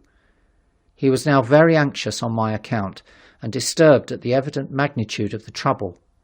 His mind was inclined to run, even as mine had run on Saturday, on military details. He thought of all those silent, expectant guns, of the suddenly nomadic countryside. He tried to imagine boilers on stilts 100 feet high. There were 1 or 2 cartloads of refugees passing along Oxford Street and several in the Marylebone Road, but so slowly was the news spreading that Regent Street and Portland Place were full of their usual Sunday night promenaders, albeit they talked in groups, and along the edge of Regent's Park there were as many silent couples walking out together under the scattered gas lamps as ever there had been. The night was warm and still, and a little oppressive. The sound of guns continued intermittently, and after midnight there seemed to be sheet lightning in the south. He read and reread the paper, fearing the worst had happened to me. He was restless, and after supper prowled out again aimlessly. He returned and tried in vain to divert his attention to his examination notes. He went to bed a little after midnight and was awakened from lurid dreams in the small hours of Monday by the sound of door knockers, feet running in the street, distant drumming and a clamour of bells. Red reflections danced on the ceiling. For a moment he lay astonished, wondering whether day had come or the world had gone mad. Then he jumped out of bed and ran to the window. His room was an attic, and as he thrust his head out, up and down the street there were a dozen echoes of the noise of his window sash, and heads in every kind of night disarray appeared. Inquiries were being shouted. "They are coming!" bawled a policeman, hammering at the door. "The Martians are coming!" and hurried to the next door. The sound of drumming and trumpeting came from the Albany Street barracks, and every church within earshot was hard at work killing sleep with a vehement, disorderly tocsin. There was a noise of doors opening, and window after window in the houses opposite flashed from darkness into yellow illumination. Up the street came galloping a closed carriage, bursting abruptly into noise at the corner, rising into a clattering climax under the window and dying away slowly in the distance. Close on the rear of this came a couple of cabs, the forerunners of a long procession of flying vehicles, going for the most part to Chalk Farm Station, where the North Western special trains were loading up, instead of coming down the gradient into Euston. For a long time my brother stared out of the window in blank astonishment, watching the policemen hammering at door after door and delivering their incomprehensible message. Then the door behind him opened, and the man who lodged across the landing came in, dressed only in shirt, trousers and slippers, his braces loose about his waist, his hair disordered from his pillow. "What the devil is it?" he asked. "A fire? What devil of a row?" They both craned their heads out of the window, straining to hear what the policemen were shouting. People were coming out of the side streets and standing in groups at the corners talking. "What the devil's it all about?" said my brother's fellow lodger. My brother answered him vaguely and began to dress, running with each garment to the window in order to miss nothing of the growing excitement, and presently men selling unnaturally early newspapers came bawling into the street. "London in danger of suffocation! The Kingston and Richmond defences forced! Fearful massacre in the Thames Valley!" And all about him, in the rooms below, in the houses on each side and across the road, and behind in the park terraces, and in the 100 other streets of that part of Marylebone, and the Westbourne Park district and St Pancras, and westward and northward in Kilburn and St John's Wood and Hampstead, and eastward in Shoreditch and Highbury and Haggerton and Hoxton, and indeed through all the vastness of London from Ealing to East Ham, people were rubbing their eyes and opening windows to stare out and ask aimless questions, dressing hastily as the first breath of the coming storm of fear blew through the streets. It was the dawn of the Great Panic. London, which had gone to bed on Sunday night oblivious and inert, was awakened in the small hours of Monday morning to a vivid sense of danger. Unable from his window to learn what was happening, my brother went down and out into the street, just as the sky between the parapets of the houses grew pink with the early dawn. The flying people on foot and in vehicles grew more numerous every moment. "Black smoke!" he heard people crying, and again, "Black smoke!" The contagion of such an unanimous fear was inevitable. As my brother hesitated on the doorstep, he saw another news vendor approaching and got a paper forthwith. The man was running away with the rest and selling his papers for £1 each as he ran, a grotesque mingling of profit and panic. And from this paper my brother read that catastrophic dispatch of the Commander-in-Chief. The Martians are able to discharge enormous clouds of a black and poisonous vapour by means of rockets. They have smothered our batteries, destroyed Richmond, Kingston and Wimbledon, and are advancing slowly towards London, destroying everything on the way. It is impossible to stop them. There is no safety from the black smoke but in instant flight. That was all, but it was enough. The whole population of the great 6 million city was stirring, slipping, running. Presently it would be pouring en masse northward. "Black smoke!" the voices cried. "Fire!" The bells of the neighbouring church made a jangling tumult. A cart, carelessly driven, smashed, amid shrieks and curses, against the water trough up the street. Sickly yellow lights went to and fro in the houses, and some of the passing cabs flaunted unextinguished lamps. And overhead the dawn was growing brighter, clear and steady and calm. He heard footsteps running to and fro in the rooms, and up and down stairs behind him. His landlady came into the door, loosely wrapped in a dressing gown and shawl. Her husband followed, ejaculating.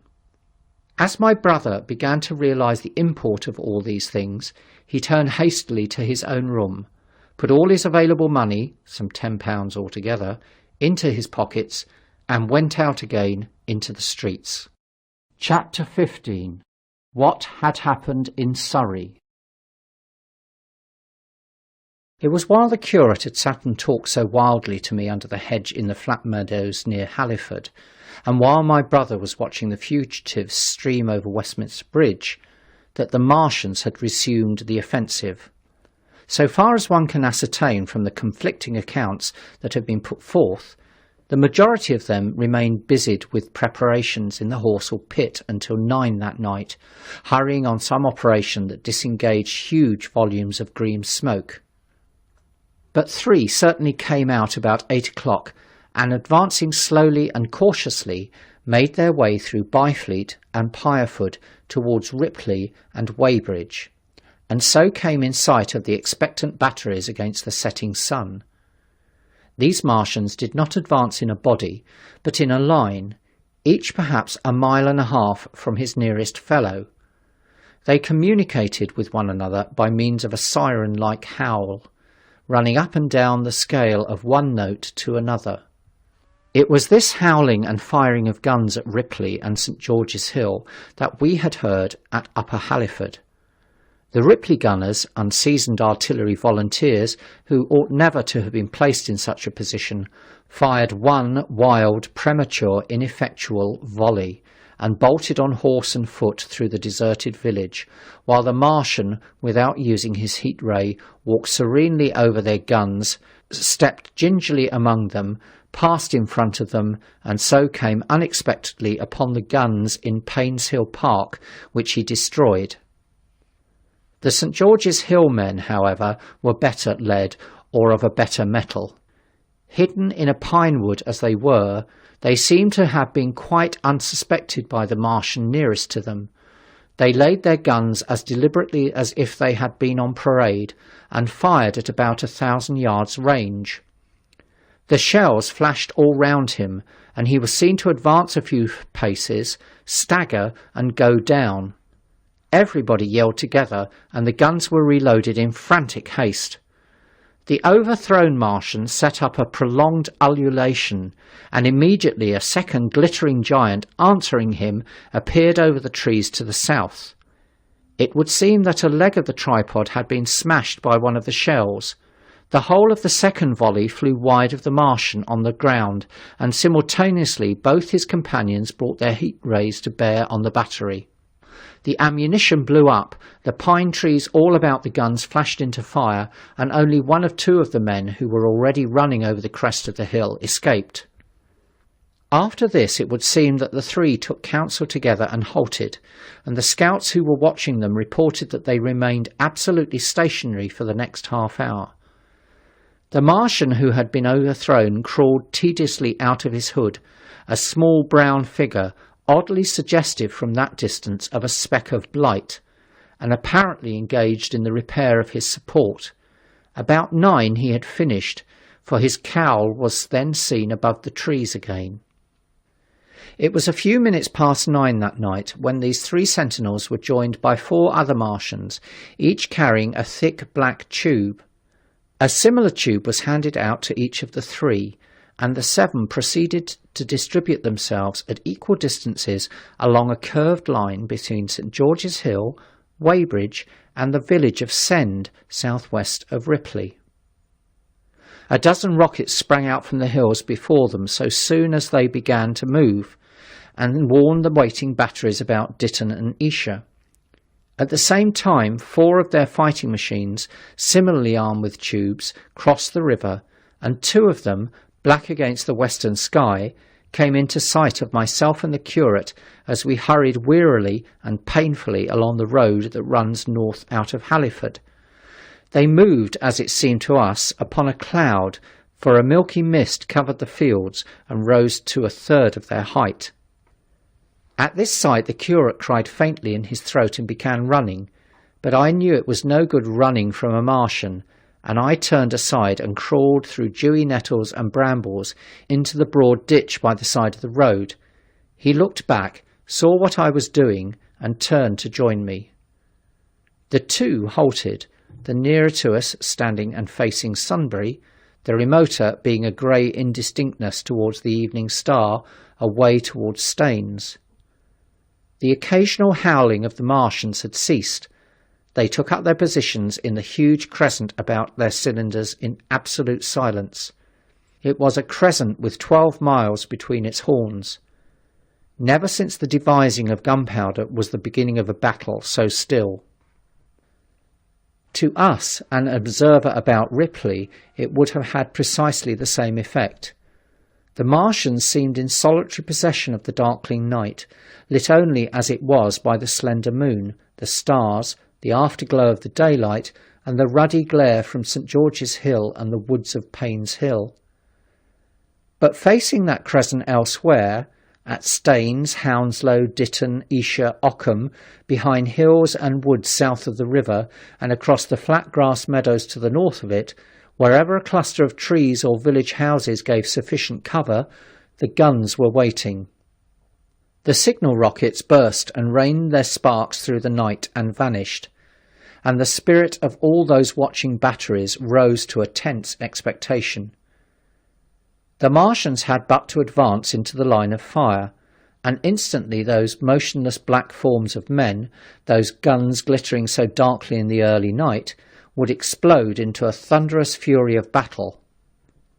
No doubt the thought that was uppermost in 1,000 of those vigilant minds, even as it was uppermost in mine, was the riddle how much they understood of us. Did they grasp that we in our millions were organised, disciplined, working together? Or did they interpret our spurts of fire, the sudden stinging of our shells, our steady investment of their encampment, as we should the furious unanimity of onslaught in a disturbed hive of bees? Did they dream they might exterminate us? At that time no one knew what food they needed. 100 such questions struggled together in my mind as I watched that vast sentinel shape, and in the back of my mind was the sense of all the huge unknown and hidden forces Londonward. Had they prepared pitfalls? Were the powder mills at Hounslow ready as a snare? Would the Londoners have the heart and courage to make a great Moscow of their mighty province of houses? Then, after an interminable time, as it seemed to us, crouching and peering through the hedge, came a sound like the distant concussion of a gun. Another nearer, and then another. And then the Martian beside us raised his tube on high and discharged it, gun-wise, with a heavy report that made the ground heave. The one towards Staines answered him. There was no flash, no smoke, simply that loaded detonation.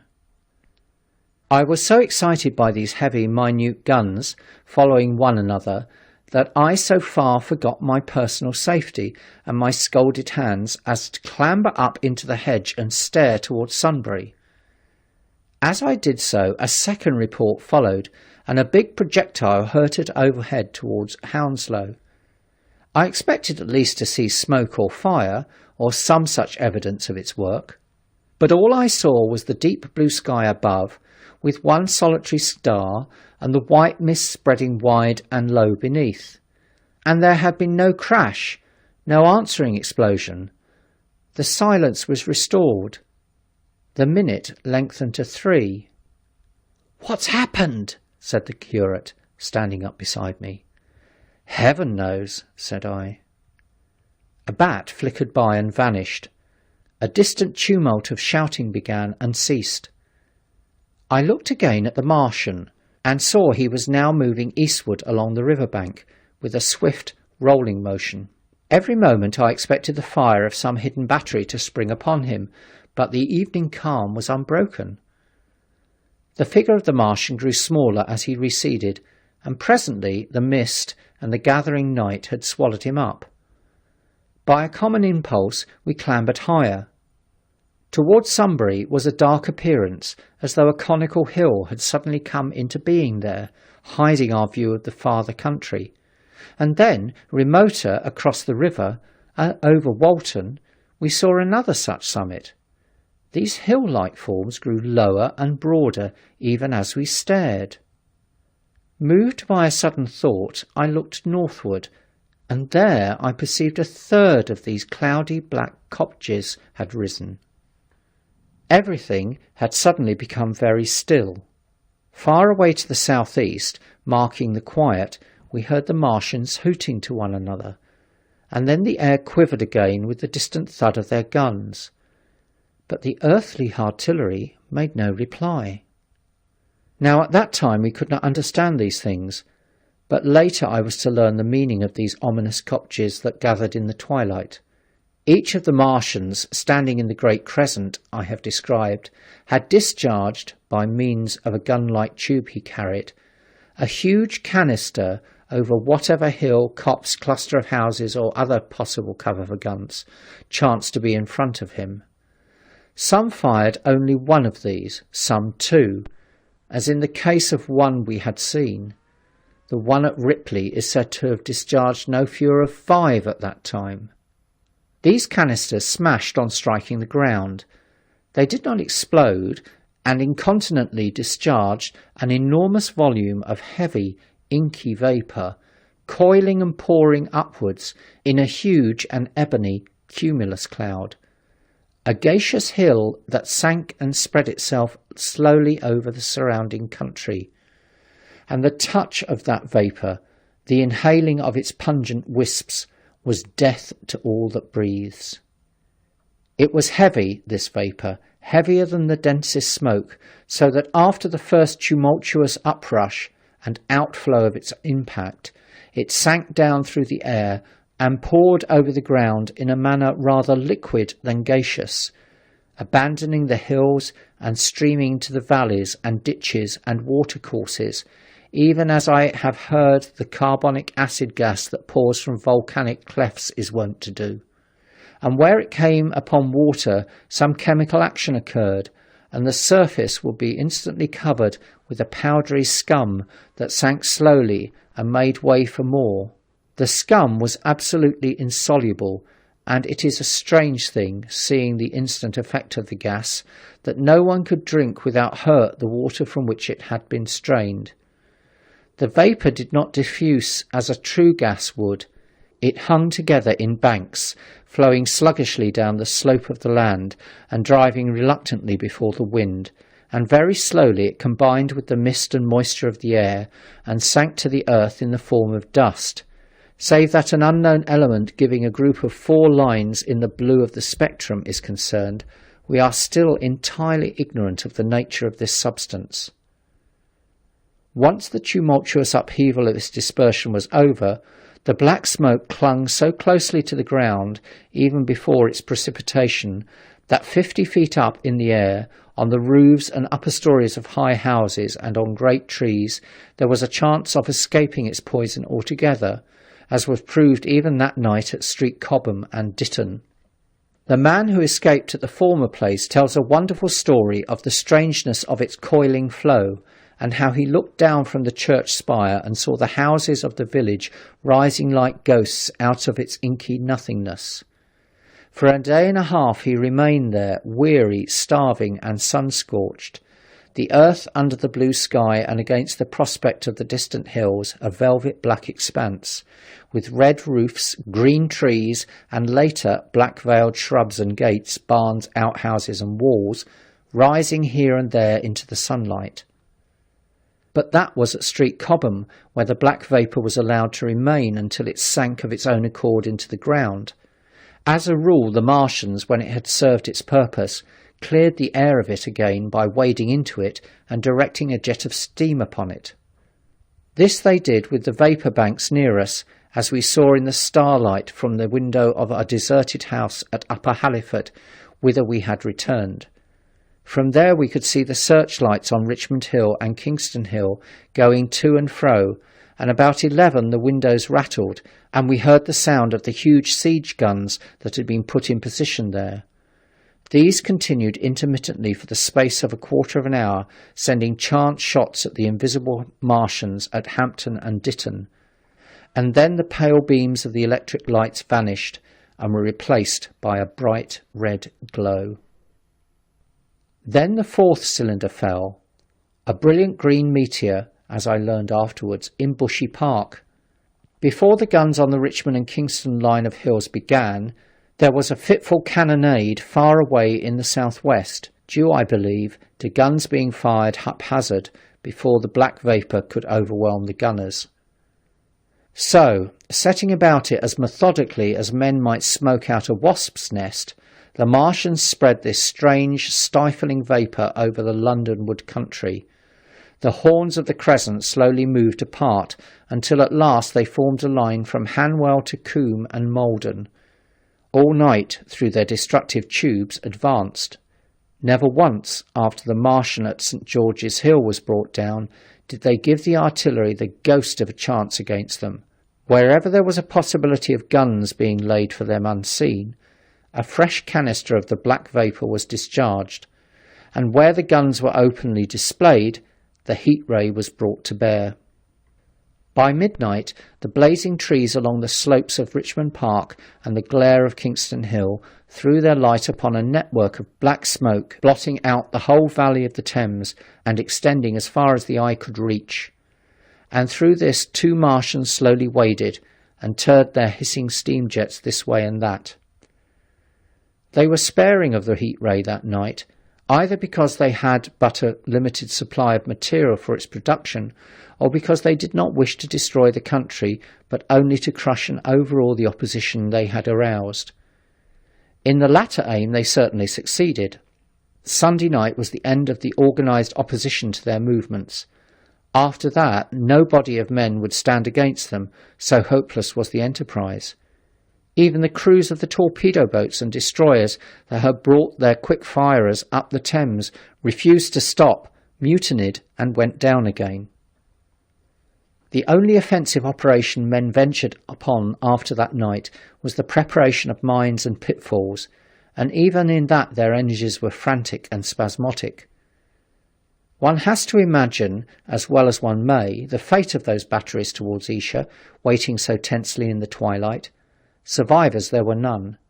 One may picture the orderly expectation, the officers alert and watchful, the gunners ready, the ammunition piled to hand, the limber gunners with their horses and wagons, the groups of civilian spectators standing as near as they were permitted, the evening stillness, the ambulances and hospital tents with the burned and wounded from Weybridge, then the dull resonance of the shots the Martians fired, and the clumsy projectile whirling over the trees and houses and smashing amid the neighbouring fields.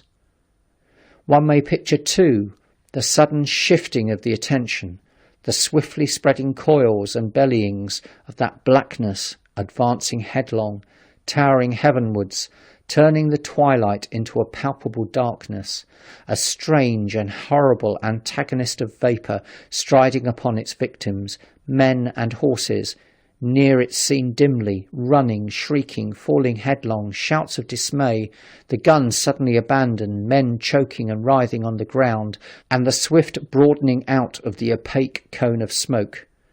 And then night and extinction. Nothing but a silent mass of impenetrable vapour hiding its dead. Before dawn, the black vapour was pouring through the streets of Richmond, and the disintegrating organism of government was, with a last expiring effort, rousing the population of London to the necessity of flight. Chapter 16. The Exodus from London. So you understand the roaring wave of fear that swept through the greatest city in the world just as Monday was dawning. The stream of flight rising swiftly to a torrent, lashing in a foaming tumult round the railway stations, banked up into a horrible struggle about the shipping in the Thames, and hurrying by every available channel northward and eastward. By 10 o'clock, the police organisation, and by midday even the railway organisations, were losing coherence, losing shape and efficiency, guttering, softening, running at last in that swift liquefaction of the social body. All the railway lines north of the Thames and the southeastern people at Cannon Street had been warned by midnight on Sunday, and trains were being filled. People were fighting savagely for standing room in the carriages even at 2 o'clock. By 3, people were being trampled and crushed even in Bishopgate Street, a couple of 100 yards or more from Liverpool Street Station. Revolvers were fired, people stabbed, and the policemen who had been sent to direct the traffic, exhausted and infuriated, were breaking the heads of the people they were called out to protect.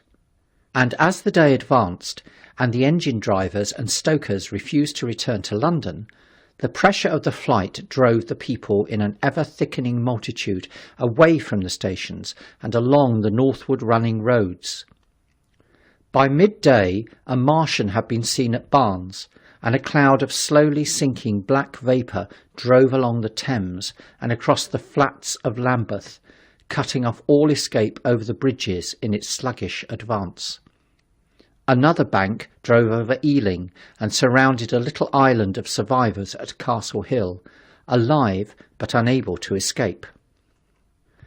After a fruitless struggle to get aboard a northwestern train at Chalk Farm, the engines of the trains that had loaded in the goods yard there ploughed through shrieking people, and a dozen stalwart men fought to keep the crowd from crushing the driver against his furnace, my brother emerged upon the Chalk Farm road, dodged across through the hurrying swarm of vehicles, and had the luck to be foremost in the sack of a cycle shop.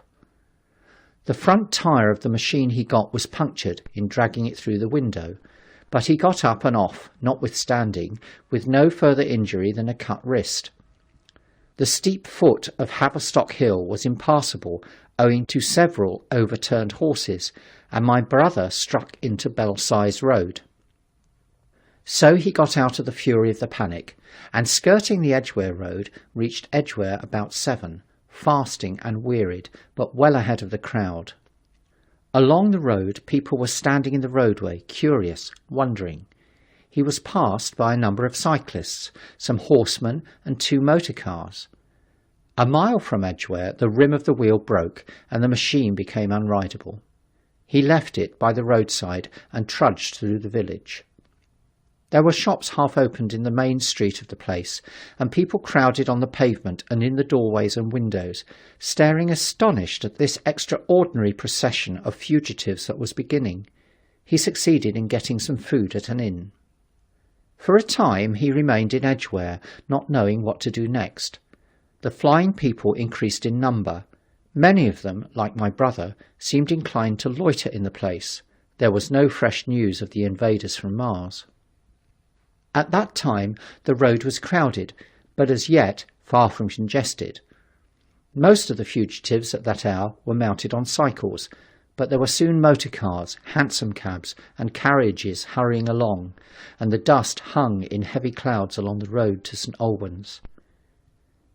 It was perhaps a vague idea of making his way to Chelmsford, where some friends of his lived, that at last induced my brother to strike into a quiet lane running eastward.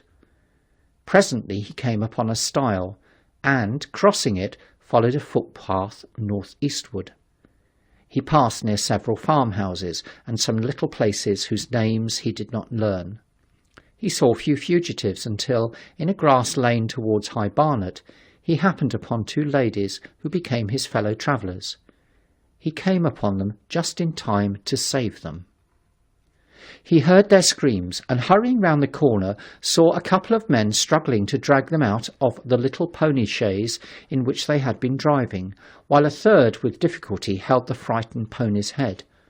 One of the ladies, a short woman dressed in white, was simply screaming. The other, a dark, slender figure, slashed at the man who gripped her arm with a whip she held in her disengaged hand. My brother immediately grasped the situation, shouted, and hurried towards the struggle. One of the men desisted and turned towards him, and my brother, realizing from his antagonist's face that a fight was unavoidable, and being an expert boxer, went into him forthwith and sent him down against the wheels of the chaise. It was no time for pugilistic chivalry, and my brother laid him quiet with a kick, and gripped the collar of the man who pulled at the slender lady's arm. He heard the clatter of hooves. The whip stung across his face. A third antagonist struck him between the eyes, and the man he held wrenched himself free and made off down the lane in the direction from which he had come. Partly stunned, he found himself facing the man who had held the horse's head, and became aware of the chaise receding from him down the lane, swaying from side to side, and with the women in it looking back. The man before him, a burly rough, tried to close, and he stopped him with a blow in the face. Then, realizing that he was deserted, he dodged round and made off down the lane after the chaise, with the sturdy man close behind him, and the fugitive, who had turned now, following remotely. Suddenly he stumbled and fell. His immediate pursuer went headlong, and he rose to his feet to find himself with a couple of antagonists again. He would have had little chance against them had not the slender lady very pluckily pulled up and returned to his help. It seems she had a revolver all this time, but it had been under the seat when she and her companion were attacked. She fired at 6 yards distance, narrowly missing my brother. The less courageous of the robbers made off, and his companion followed him, cursing his cowardice. They both stopped in sight down the lane, where the third man lay insensible. "Take this," said the slender lady, and she gave my brother her revolver. "Go back to the chaise," said my brother, wiping the blood from his split lip. She turned without a word. They were both panting, and they went back to where the lady in white struggled to hold back the frightened pony. The robbers had evidently had enough of it. When my brother looked again, they were retreating. "I'll sit here," said my brother, "if I may," and he got upon the empty front seat. The lady looked over her shoulder. "Give me the reins," she said, and laid the whip along the pony's side. In another moment, a bend in the road hid the three men from my brother's eyes. So, quite unexpectedly, my brother found himself, panting, with a cut mouth, a bruised jaw, and blood-stained knuckles, driving along an unknown lane with these two women. He learned they were the wife and the younger sister of a surgeon living at Stanmore, who had come in the small hours from a dangerous case at Pinner, and heard at some railway station on his way of the Martian advance. He had hurried home, roused the women, their servant had left them 2 days before, packed some provisions, put his revolver under the seat, luckily for my brother, and told them to drive on to Edgware, with the idea of getting a train there. He stopped behind to tell the neighbours. He would overtake them, he said, at about 4:30 in the morning, and now it was nearly 9, and they had seen nothing of him. They could not stop in Edgware because of the growing traffic through the place, and so they had come into this side lane. That was the story they told my brother in fragments, when presently they stopped again, nearer to New Barnet. He promised to stay with them, at least until they could determine what to do, or until the missing man arrived, and professed to be an expert shot with the revolver, a weapon strange to him, in order to give them confidence. They made a sort of encampment by the wayside, and the pony became happy in the hedge. He told them of his own escape out of London, and all that he knew of these Martians and their ways. The sun crept higher in the sky, and after a time their talk died out and gave place to an uneasy state of anticipation. Several wayfarers came along the lane, and of these my brother gathered such news as he could. Every broken answer he had deepened his impression of the great disaster that had come on humanity, deepened his persuasion of the immediate necessity for prosecuting this flight. He urged the matter upon them. "We have money," said the slender woman, and hesitated. Her eyes met my brother's, and her hesitation ended. "So have I," said my brother. She explained that they had as much as £30 in gold, besides a £5 note, and suggested that with that they might get upon a train at St Albans or New Barnet. My brother thought that was hopeless, seeing the fury of the Londoners to crowd upon the trains, and broached his own idea of striking across Essex towards Harwich, and thence escaping from the country altogether. Mrs. Elphinstone, that was the name of the woman in white, would listen to no reasoning and kept calling upon George, but her sister-in-law was astonishingly quiet and deliberate, and at last agreed to my brother's suggestion. So, designing to cross the Great North Road, they went on towards Barnet, my brother leading the pony to save it as much as possible. As the sun crept up the sky, the day became excessively hot, and underfoot a thick, whitish sand grew burning and blinding, so that they travelled only very slowly. The hedges were grey with dust, and as they advanced towards Barnet, a tumultuous murmuring grew stronger. They began to meet more people. For the most part these were staring before them, murmuring indistinct questions, jaded, haggard, unclean. One man in evening dress passed them on foot, his eyes on the ground. They heard his voice, and, looking back at him, saw one hand clutched in his hair, and the other beating invisible things. His paroxysm of rage over, he went on his way without once looking back. As my brother's party went on towards the crossroads to the south of Barnet, they saw a woman approaching the road across some fields on their left, carrying a child and with two other children, and then passed a man in dirty black with a thick stick in one hand and a small portmanteau in the other. Then round the corner of the lane, from between the villas that guarded it at its confluence with the high road, came a little cart drawn by a sweating black pony and driven by a sallow youth in a bowler hat grey with dust. There were 3 girls, East End factory girls, and a couple of little children crowded in the cart. "This'll take us round Edgware?" asked the driver, wild-eyed, white-faced, and when my brother told him it would if he turned to the left, he whipped up at once without the formality of thanks. My brother noticed a pale grey smoke or haze rising among the houses in front of them, and veiling the white facade of a terrace beyond, the road that appeared between the backs of the villas. Mrs. Elphinstone suddenly cried out at a number of tongues of smoky red flame leaping up above the houses in front of them against the hot blue sky. The tumultuous noise resolved itself now into the disorderly mingling of many voices, the grind of many wheels, the creaking of wagons, and the staccato of hoofs. The lane came round sharply not 50 yards from the crossroads. "Good heavens!" cried Mrs. Elphinstone. "What is this you are driving us into?" My brother stopped. For the main road was a boiling stream of people, a torrent of human beings rushing northward, one pressing on another. A great bank of dust, white and luminous in the blaze of the sun, made everything within 20 feet of the ground grey and indistinct, and was perpetually renewed by the hurrying feet of a dense crowd of horses and of men and women on foot, and by the wheels of vehicles of every description. "Way!" my brother heard voices crying. "Make way!" It was like riding into the smoke of a fire to approach the meeting point of the lane and the road. The crowd roared like a fire, and the dust was hot and pungent. And indeed, a little way up the road a villa was burning and sending rolling masses of black smoke across the road to add to the confusion.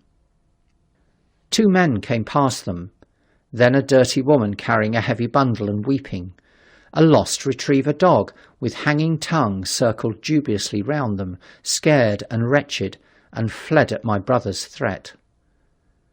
So much as they could see of the road Londonward between the houses to the right was a tumultuous stream of dirty, hurrying people, pent in between the villas on either side. The black heads, the crowded forms, grew into distinctness as they rushed towards the corner, hurried past, and merged their individuality again in a receding multitude that was swallowed up at last in a cloud of dust. "Go on! Go on!" cried the voices. "Way! Way!" One man's hands pressed on the back of another. My brother stood at the pony's head.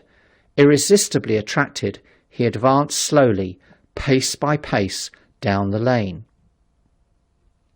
Edgware had been a scene of confusion, Chalk Farm a riotous tumult, but this was a whole population in movement. It is hard to imagine that host. It had no character of its own. The figures poured out past the corner and receded with their backs to the group in the lane. Along the margin came those who were on foot, threatened by the wheels, stumbling in the ditches, blundering into one another. The carts and carriages crowded close upon one another, making little way for those swifter and more impatient vehicles that darted forward every now and then when an opportunity showed itself of doing so, sending the people scattering against the fences and gates of the villa. "Push on!" was the cry. "Push on! They are coming!" In one cart stood a blind man in the uniform of the Salvation Army, gesticulating with his crooked fingers and bawling, "Eternity! Eternity!" His voice was hoarse and very loud, so that my brother could hear him long after he was lost to sight in the dust. Some of the people who crowded in the carts whipped stupidly at their horses and quarrelled with other drivers. Some sat motionless, staring at nothing with miserable eyes. Some gnawed their hands with thirst or lay prostrate in the bottoms of their conveyances. The horses' bits were covered with foam, their eyes bloodshot. There were cabs, carriages, shop cars, wagons, beyond counting. A mail cart, a road cleaner's cart marked Vestry of St Pancras, a huge timber wagon crowded with roughs. A brewer's dray rumbled by with its two near wheels splashed with fresh blood. "Clear the way!" cried the voices. "Clear the way!"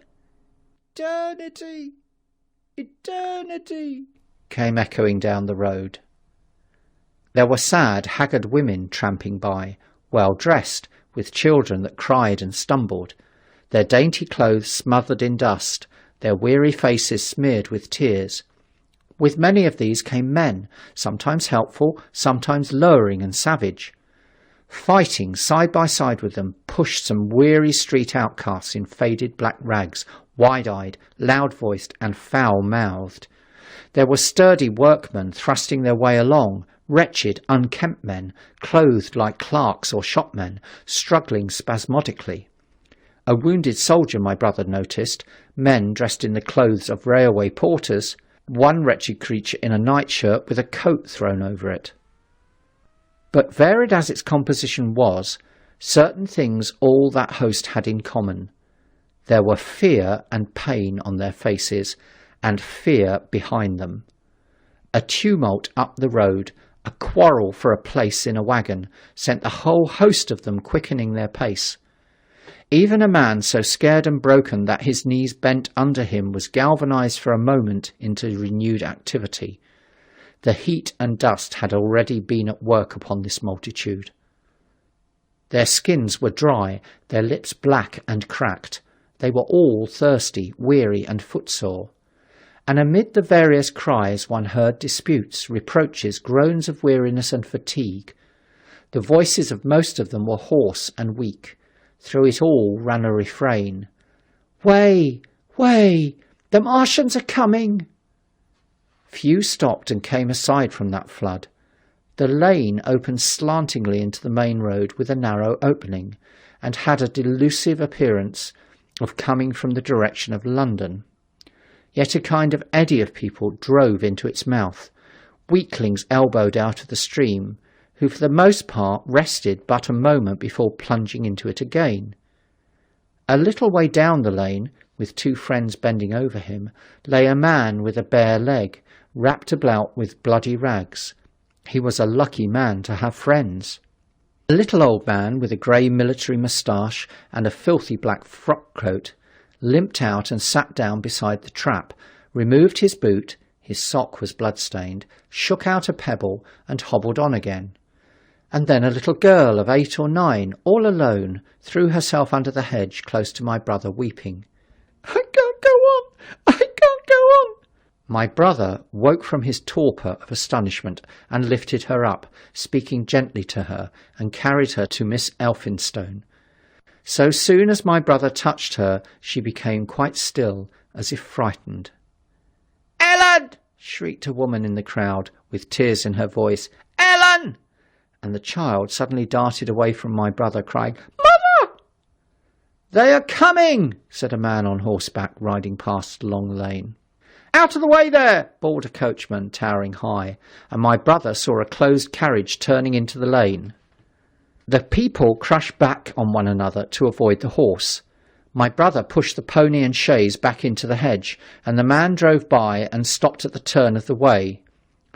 It was a carriage with a pole for a pair of horses, but only one was in the traces. My brother saw dimly through the dust that two men lifted out something on a white stretcher and put it gently on the grass beneath the privet hedge. One of the men came running to my brother. "Where is there any water?" he said. "He is dying fast and very thirsty. It is Lord Garrick." "Lord Garrick?" said my brother. "The Chief Justice?" "The water," he said. "There may be a tap," said my brother, "in some of the houses. We have no water. I dare not leave my people." The man pushed against the crowd towards the gate of the corner house. "Go on," said the people, thrusting at him. "They're coming. Go on." Then my brother's attention was distracted by a bearded, eagle-faced man lugging a small handbag, which split even as my brother's eyes rested on it, and disgorged a mass of sovereigns that seemed to break up into separate coins as it struck the ground. They rolled hither and thither among the struggling feet of men and horses. The man stopped and looked stupidly at the heap, and the shafts of a cab struck his shoulder and sent him reeling. He gave a shriek and dodged back, and a cartwheel shaved him narrowly. "Way!" cried the men all about him. "Make way!" So soon as the cab had passed, he flung himself with both hands open upon the heap of coins, and began thrusting handfuls in his pocket. A horse rose close upon him, and in another moment, half rising, he had been borne down under the horse's hooves. "Stop!" screamed my brother, and pushing a woman out of his way, tried to clutch the bit of the horse. Before he could get to it, he heard a scream under the wheels, and saw through the dust the rim passing over the poor wretch's back. The driver of the cart slashed his whip at my brother, who ran round behind the cart. The multitudinous shouting confused his ears. The man was writhing in the dust among his scattered money, unable to rise, for the wheel had broken his back and his lower limbs lay limp and dead. My brother stood up and yelled at the next driver, and a man on a black horse came to his assistance. "Get him out of the road," said he, and clutching the man's collar with his free hand, my brother lugged him sideways. But he still clutched after his money and regarded my brother fiercely, hammering at his arm with his handful of gold. "Go on! Go on!" shouted angry voices behind. "Way! Way!" There was a smash as the pole of a carriage crashed into the cart that the man on horseback stopped. My brother looked up, and the man with the gold twisted his head round and bit the wrist that held his collar. There was a concussion, and the black horse came staggering sideways, and the cart horse pushed beside it. A hoof missed my brother's foot by a hair's breadth. He released his grip on the fallen man and jumped back. He saw anger change to terror on the face of the poor wretch on the ground, and in a moment he was hidden, and my brother was borne backwards and carried past the entrance of the lane, and had to fight hard in the torrent to recover it. He saw Miss Elphinstone covering her eyes, and a little child, with all the child's want of sympathetic imagination, staring with dilated eyes at a dusty something that lay black and still, ground and crushed under the rolling wheels. "Let us go back!" he shouted, and began turning the pony round. "We cannot cross this hell!" he said, and they went back 100 yards the way they had come, until the fighting crowd was hidden. As they passed the bend in the lane, my brother saw the face of the dying man in the ditch under the privet, deadly white and drawn, and shining with perspiration. The two women sat silent, crouching in their seat and shivering. Then beyond the bend my brother stopped again. Miss Elphinstone was white and pale, and her sister-in-law sat weeping, too wretched even to call upon George. My brother was horrified and perplexed. So soon as they had retreated, he realized how urgent and unavoidable it was to attempt this crossing. He turned to Miss Elphinstone, suddenly resolute. "We must go that way," he said, and led the pony round again. For the second time that day this girl proved her quality. To force their way into the torrent of people, my brother plunged into the traffic and held back a cab horse while she drove the pony across its head. A wagon locked wheels for a moment and ripped a long splinter from the chaise. In another moment they were caught and swept forward by the stream. My brother, with the cabman's whip marks red across his face and hands, scrambled into the chaise and took the reins from her. "Point the revolver at the man behind," he said, giving it to her. "If he presses us too hard— No, point it at his horse." Then he began to look out for a chance of edging to the right across the road. But once in the stream he seemed to lose volition, to become part of that dusty rout. They swept through Chipping Barnet with the torrent. They were nearly a mile beyond the centre of the town before they had fought across to the opposite side of the way. It was din and confusion indescribable, but in and beyond the town the road forks repeatedly, and this to some extent relieved the stress. They struck eastward through Hadley, and there, on either side of the road, and at another place farther on, they came upon a great multitude of people drinking at the stream, some fighting to come at the water. And farther on, from a lull near East Barnet, they saw two trains running slowly one after the other without signal or orders, trains swarming with people, with men even among the coals behind the engines, going northward along the Great Northern Railway. My brother supposes they must have filled outside London, for at that time the furious terror of the people had rendered the central termini impossible. Near this place they halted for the rest of the afternoon, for the violence of the day had already utterly exhausted all three of them. They began to suffer the beginnings of hunger. The night was cold, and none of them dared to sleep. And in the evening many people came hurrying along the road, nearby their stopping place, fleeing from unknown dangers before them, and going in the direction from which my brother had come. Chapter 17. The Thunder Child. Had the Martians aimed only at destruction, they might on Monday have annihilated the entire population of London as it spread itself slowly through the home counties. Not only along the road through Barnet, but also through Edgware and Waltham Abbey, and along the roads eastward to Southend and Shoebury-Ness, and south of the Thames to Deal and Broadstairs, poured the same frantic rout.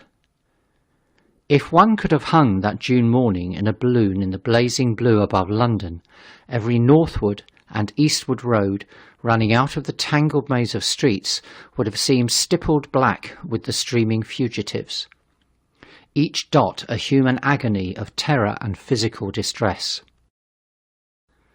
I have set forth at length in the last chapter my brother's account of the road through Chipping Barnet, in order that my readers may realise how that swarming of black dots appeared to one of those concerned. Never before in the history of the world had such a mass of human beings moved and suffered together. The legendary hosts of Goths and Huns, the hugest armies Asia has ever seen, would have been but a drop in that current. And this was no disciplined march. It was a stampede gigantic and terrible, without order and without a goal. 6 million people, unarmed and unprovisioned, driving headlong. It was the beginning of the rout of civilization, of the massacre of mankind. Directly below him, the balloonist would have seen the network of streets, far and wide, houses, churches, squares, crescents, gardens, already derelict, spread out like a huge map, and in the southward blotted. Over Ealing, Richmond, Wimbledon, it would have seemed as if some monstrous pen had flung ink upon the chart. Steadily, incessantly, each black splash grew and spread, shooting out ramifications this way and that, now banking itself against rising ground, now pouring swiftly over a crest into a new-found valley, exactly as a gout of ink would spread itself upon blotting paper. And beyond, over the blue hills that rise southward of the river, the glittering Martians went to and fro, calmly and methodically spreading their poison cloud over this patch of country and then over that, laying it again with their steam jets when it had served its purpose, and taking possession of the conquered country. They do not seem to have aimed at extermination so much as at complete demoralization and the destruction of any opposition. They exploded any stores of powder they came upon, cut every telegraph, and wrecked the railways here and there. They were hamstringing mankind. They seemed in no hurry to extend the field of their operation, and did not come beyond the central part of London all that day. It is possible that a very considerable number of people in London stuck to their houses through Monday morning. Certain it is that many died at home, suffocated by the black smoke. Until about midday, the Pool of London was an astonishing scene. Steamboats and shipping of all sorts lay there, tempted by the enormous sums of money offered by fugitives, and it is said that many who swam out to these vessels were thrust off with boat-hooks and drowned. About 1 o'clock in the afternoon, the thinning remnant of the cloud of black vapour appeared between the arches of Blackfriars Bridge. At that, the pool became a scene of mad confusion, fighting and collision, and for some time a multitude of boats and barges jammed in the northern arch of the Tower Bridge, and the sailors and lightermen had to fight savagely against the people who swarmed upon them from the riverfront. People were actually clambering down the piers of the bridge from above. When an hour later a Martian appeared beyond the clock tower and waded down the river, nothing but wreckage floated above Limehouse. Of the falling of the 5th cylinder I have presently to tell. The 6th star fell at Wimbledon. My brother, keeping watch beside the women in the chaise in a meadow, saw the green flash of it far beyond the hills. On Tuesday the little party, still set upon getting across the sea, made its way through the swarming country towards Colchester. The news that the Martians were now in possession of the whole of London was confirmed. They had been seen at Highgate, and even, it was said, at Neasden. But they did not come into my brother's view until the morrow. That day the scattered multitudes began to realise the urgent need of provisions. As they grew hungry, the rights of property ceased to be regarded. Farmers were out to defend their cattle sheds, granaries and ripening root crops with arms in their hands. A number of people now, like my brother, had their faces eastward, and there were some desperate souls even going back towards London to get food. These were chiefly people from the northern suburbs, whose knowledge of the black smoke came by hearsay. He heard that about half of the members of the government had gathered at Birmingham, and that enormous quantities of high explosives were being prepared to be used in automatic mines across the Midland counties. He was also told that the Midland Railway Company had replaced the desertions of the first day's panic, had resumed traffic, and was running northward trains from St Albans to relieve the congestion of the home counties. There was also a placard in Chipping Ongar announcing that large stores of flour were available in the northern towns, and that within 24 hours bread would be distributed among the starving people in the neighbourhood. But this intelligence did not deter him from the plan of escape he had formed, and the three pressed eastward all day, and heard no more of the bread distribution than this promise. Nor, as a matter of fact, did anyone else hear more of it. That night fell the 7th star, falling upon Primrose Hill. It fell while Miss Elphinstone was watching, for she took that duty alternately with my brother. She saw it.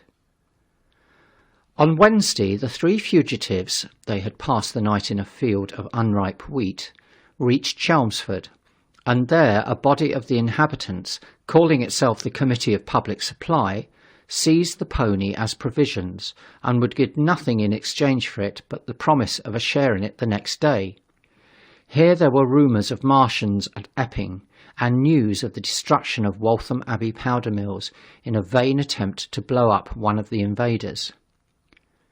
People were watching for Martians here from the church towers. My brother, very luckily for him as it chanced, preferred to push on at once to the coast rather than wait for food, although all three of them were very hungry. By midday they passed through Tillingham, which, strangely enough, seemed to be quite silent and deserted, save for a few furtive plunderers hunting for food. Near Tillingham they suddenly came in sight of the sea, and the most amazing crowd of shipping of all sorts that it is possible to imagine. For after the sailors could no longer come up the Thames, they came on to the Essex coast, to Harwich and Walton and Clacton, and afterwards to Foulness and Shoebury, to bring off the people. They lay in a huge sickle-shaped curve that vanished into mist at last towards the Naze. Close inshore was a multitude of fishing smacks, English, Scotch, French, Dutch and Swedish, steam launches from the Thames, yachts, electric boats, and beyond were ships of large burden, a multitude of filthy colliers, trim merchantmen, cattle ships, passenger boats, petroleum tanks, ocean tramps, an old white transport even, neat white and grey liners from Southampton and Hamburg, and along the blue coast, across the black water, my brother could make out dimly a dense swarm of boats chaffering with the people on the beach, a swarm which also extended up the Blackwater almost to Malden. About a couple of miles out lay an ironclad, very low in the water, almost to my brother's perception like a waterlogged ship. This was the ram Thunderchild. It was the only warship in sight, but far away to the right over the smooth surface of the sea, for that day there was a dead calm, lay a serpent of black smoke to mark the next ironclads of the Channel Fleet, which hovered in an extended line, steam up and ready for action across the Thames estuary during the course of the Martian conquest, vigilant and yet powerless to prevent it. At the first sight of the sea, Miss Elphinstone, in spite of the assurances of her sister-in-law, gave way to panic. She had never been out of England before. She would rather die than trust herself friendless in a foreign country, and so forth. She seemed, poor woman, to imagine that the French and the Martians might prove very similar. She had been growing increasingly hysterical, fearful and depressed during the 2 days' journeyings. Her great idea was to return to Stanmore.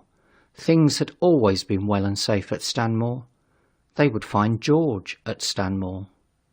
It was with the greatest difficulty they could get her down to the beach, where presently my brother succeeded in attracting the attention of some men on a paddle steamer from the Thames. They sent a boat and drove a bargain for £36 for the three. The steamer was going, these men said, to Ostend. It was about 2 o'clock when my brother, having paid their fares at the gangway, found himself safely aboard the steamboat with his charges.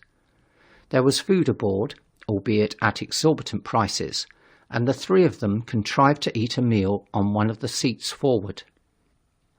There were already a couple of score of passengers aboard, some of whom had expended their last money in securing a passage, but the captain lay off the Blackwater until 5 in the afternoon, picking up passengers until the seated decks were even dangerously crowded. He would probably have remained longer had it not been for the sound of guns that began about an hour in the south.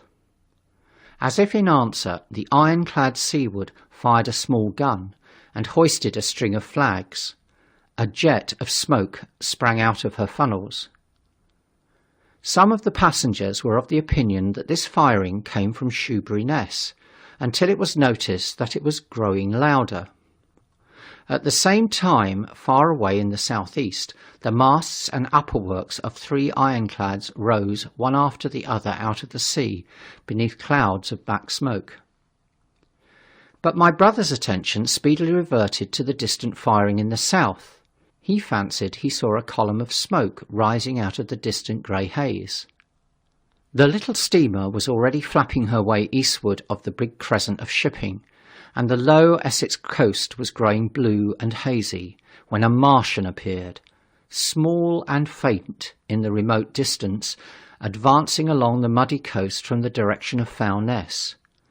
At that, the captain on the bridge swore at the top of his voice with fear and anger at his own delay, and the paddle seemed infected with his terror. Every soul aboard stood at the bulwarks or on the seats of the steamer and stared at that distant shape, higher than the trees or church towers inland, and advancing with a leisurely parody of a human stride. It was the first Martian my brother had seen, and he stood, more amazed than terrified, watching this Titan advancing deliberately towards the shipping, wading farther and farther into the water as the coast fell away. Then, far away beyond the crouch, came another, striding over some stunted trees, and then yet another still farther off, wading deeply through a shiny mudflat that seemed to hang halfway up between sea and sky. They were all stalking seaward, as if to intercept the escape of the multitudinous vessels that were crowded between Foulness and the Naze. In spite of the throbbing exertions of the engines of the little paddle-boat and the pouring foam that her wheels flung behind her, she receded with terrifying slowness from this ominous advance. Glancing northwestward, my brother saw the large crescent of shipping already writhing with the approaching terror, one ship passing behind another coming round from broadside to end on, steamships whistling and giving off volumes of steam, sails being let out, launches rushing hither and thither. He was so fascinated by this and by the creeping danger away to the left that he had no eye for anything seaward. And then a swift movement of the steamboat, she had suddenly come round to avoid being run down, flung him headlong from the seat upon which he was standing. There was a shouting all about him, a trampling of feet, and a cheer that seemed to be answered faintly. The steamboat lurched and rolled him over upon his hands. He sprang to his feet and saw to starboard, and not 100 yards from their heeling, pitching boat, a vast iron bulk like the blade of a plough tearing through the water, tossing it on either side in huge waves of foam that leapt towards the steamer, flinging her paddles helplessly in the air, then sucking her deck down almost to the waterline. A douche of spray blinded my brother for a moment. When his eyes were clear again, he saw the monster had passed and was rushing landward. Big iron upperworks rose out of this headlong structure, and from that twin funnels projected and spat a smoking blast shot with fire. It was the torpedo ram, Thunderchild, steaming headlong, coming to the rescue of the threatened shipping. Keeping his footing on the heaving deck by clutching the bulwarks, my brother looked past this charging Leviathan at the Martians again, and he saw the three of them now close together, and standing so far out to sea that their tripod supports were almost entirely submerged. Thus sunken, and seen in remote perspective, they appeared far less formidable than the huge iron bulk in whose wake the steamer was pitching so helplessly. It would seem they were regarding this new antagonist with astonishment. To their intelligence, it may be, the giant was even such another as themselves. The Thunderchild fired no gun, but simply drove full speed towards them. It was probably her not firing that enabled her to get so near the enemy as she did. They did not know what to make of her. One shell, and they would have sent her to the bottom forthwith with the heat ray.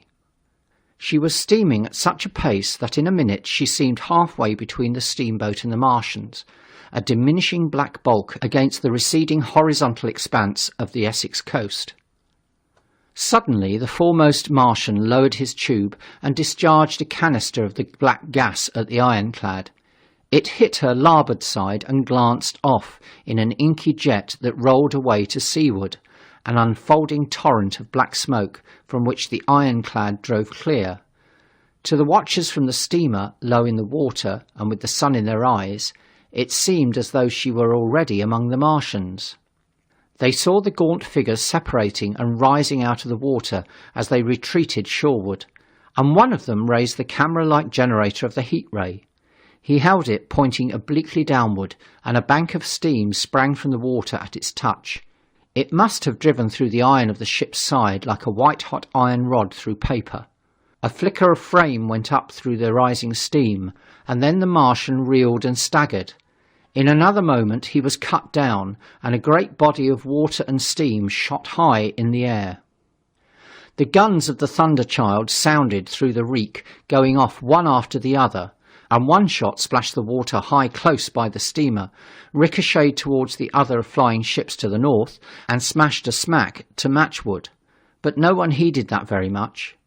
At the sight of the Martians' collapse, the captain of the bridge yelled inarticulately, and all the crowding passengers on the steamer's stern shouted together. And then they yelled again, for surging out beyond the white tumult drove something long and black, the flames streaming from its middle parts, its ventilators and funnels spouting fire. She was still alive. The steering gear, it seemed, was intact and her engines working. She headed straight for a second Martian, and was within 100 yards of him when the heat ray came to bear. Then, with a violent thud, a blinding flash, her decks, her funnels leapt upwards. The Martian staggered with the violence of her explosion, and in another moment the flaming wreckage, still driving forward with the impetus of its pace, had struck him and crumpled him like a thing of cardboard. My brother shouted involuntarily. A boiling tumult of steam hid everything again. "Two!" shouted the captain. Everyone was shouting. The whole steamer from end to end rang with frantic cheering that was taken up first by one and then by all in the crowding multitude of ships and boats that was driving out to sea. The steam hung upon the water for many minutes, hiding the third Martian and the coast altogether. And all this time the boat was paddling steadily out to sea and away from the fight, and when at last the confusion cleared, the drifting bank of black vapour intervened, and nothing of the Thunderchild could be made out, nor could the third Martian be seen. But the ironclads to seaward were now quite close and standing in towards shore past the steamboat. The little vessel continued to beat its way seaward, and the ironclads receded slowly towards the coast, which was hidden still by a marbled bank of vapour, part steam, part black gas, eddying and combining in the strangest way. The fleet of refugees was scattering to the northeast. Several smacks were sailing between the ironclads and the steamboat. After a time, and before they reached the sinking cloud bank, the warships turned northward, and then abruptly went about and passed into the thickening haze of evening southward. The coast grew faint, and at last indistinguishable amid the low banks of cloud that were gathering about the sinking sun. Then suddenly, out of the golden haze of the sunset, came the vibration of guns, and a form of black shadows moving. Everyone struggled to the rail of the steamer and peered into the blinding furnace of the west, but nothing was to be distinguished clearly. A mass of smoke rose slanting and barred the face of the sun. The steamboat throbbed on its way through an interminable suspense. The sun sank into grey clouds, and the sky flushed and darkened. The evening star trembled into sight. It was a deep twilight when the captain cried out and pointed. My brother strained his eyes. Something rushed up into the sky out of the greyness, rushed slantingly upwards and very swiftly into the luminous clearness above the clouds in the western sky.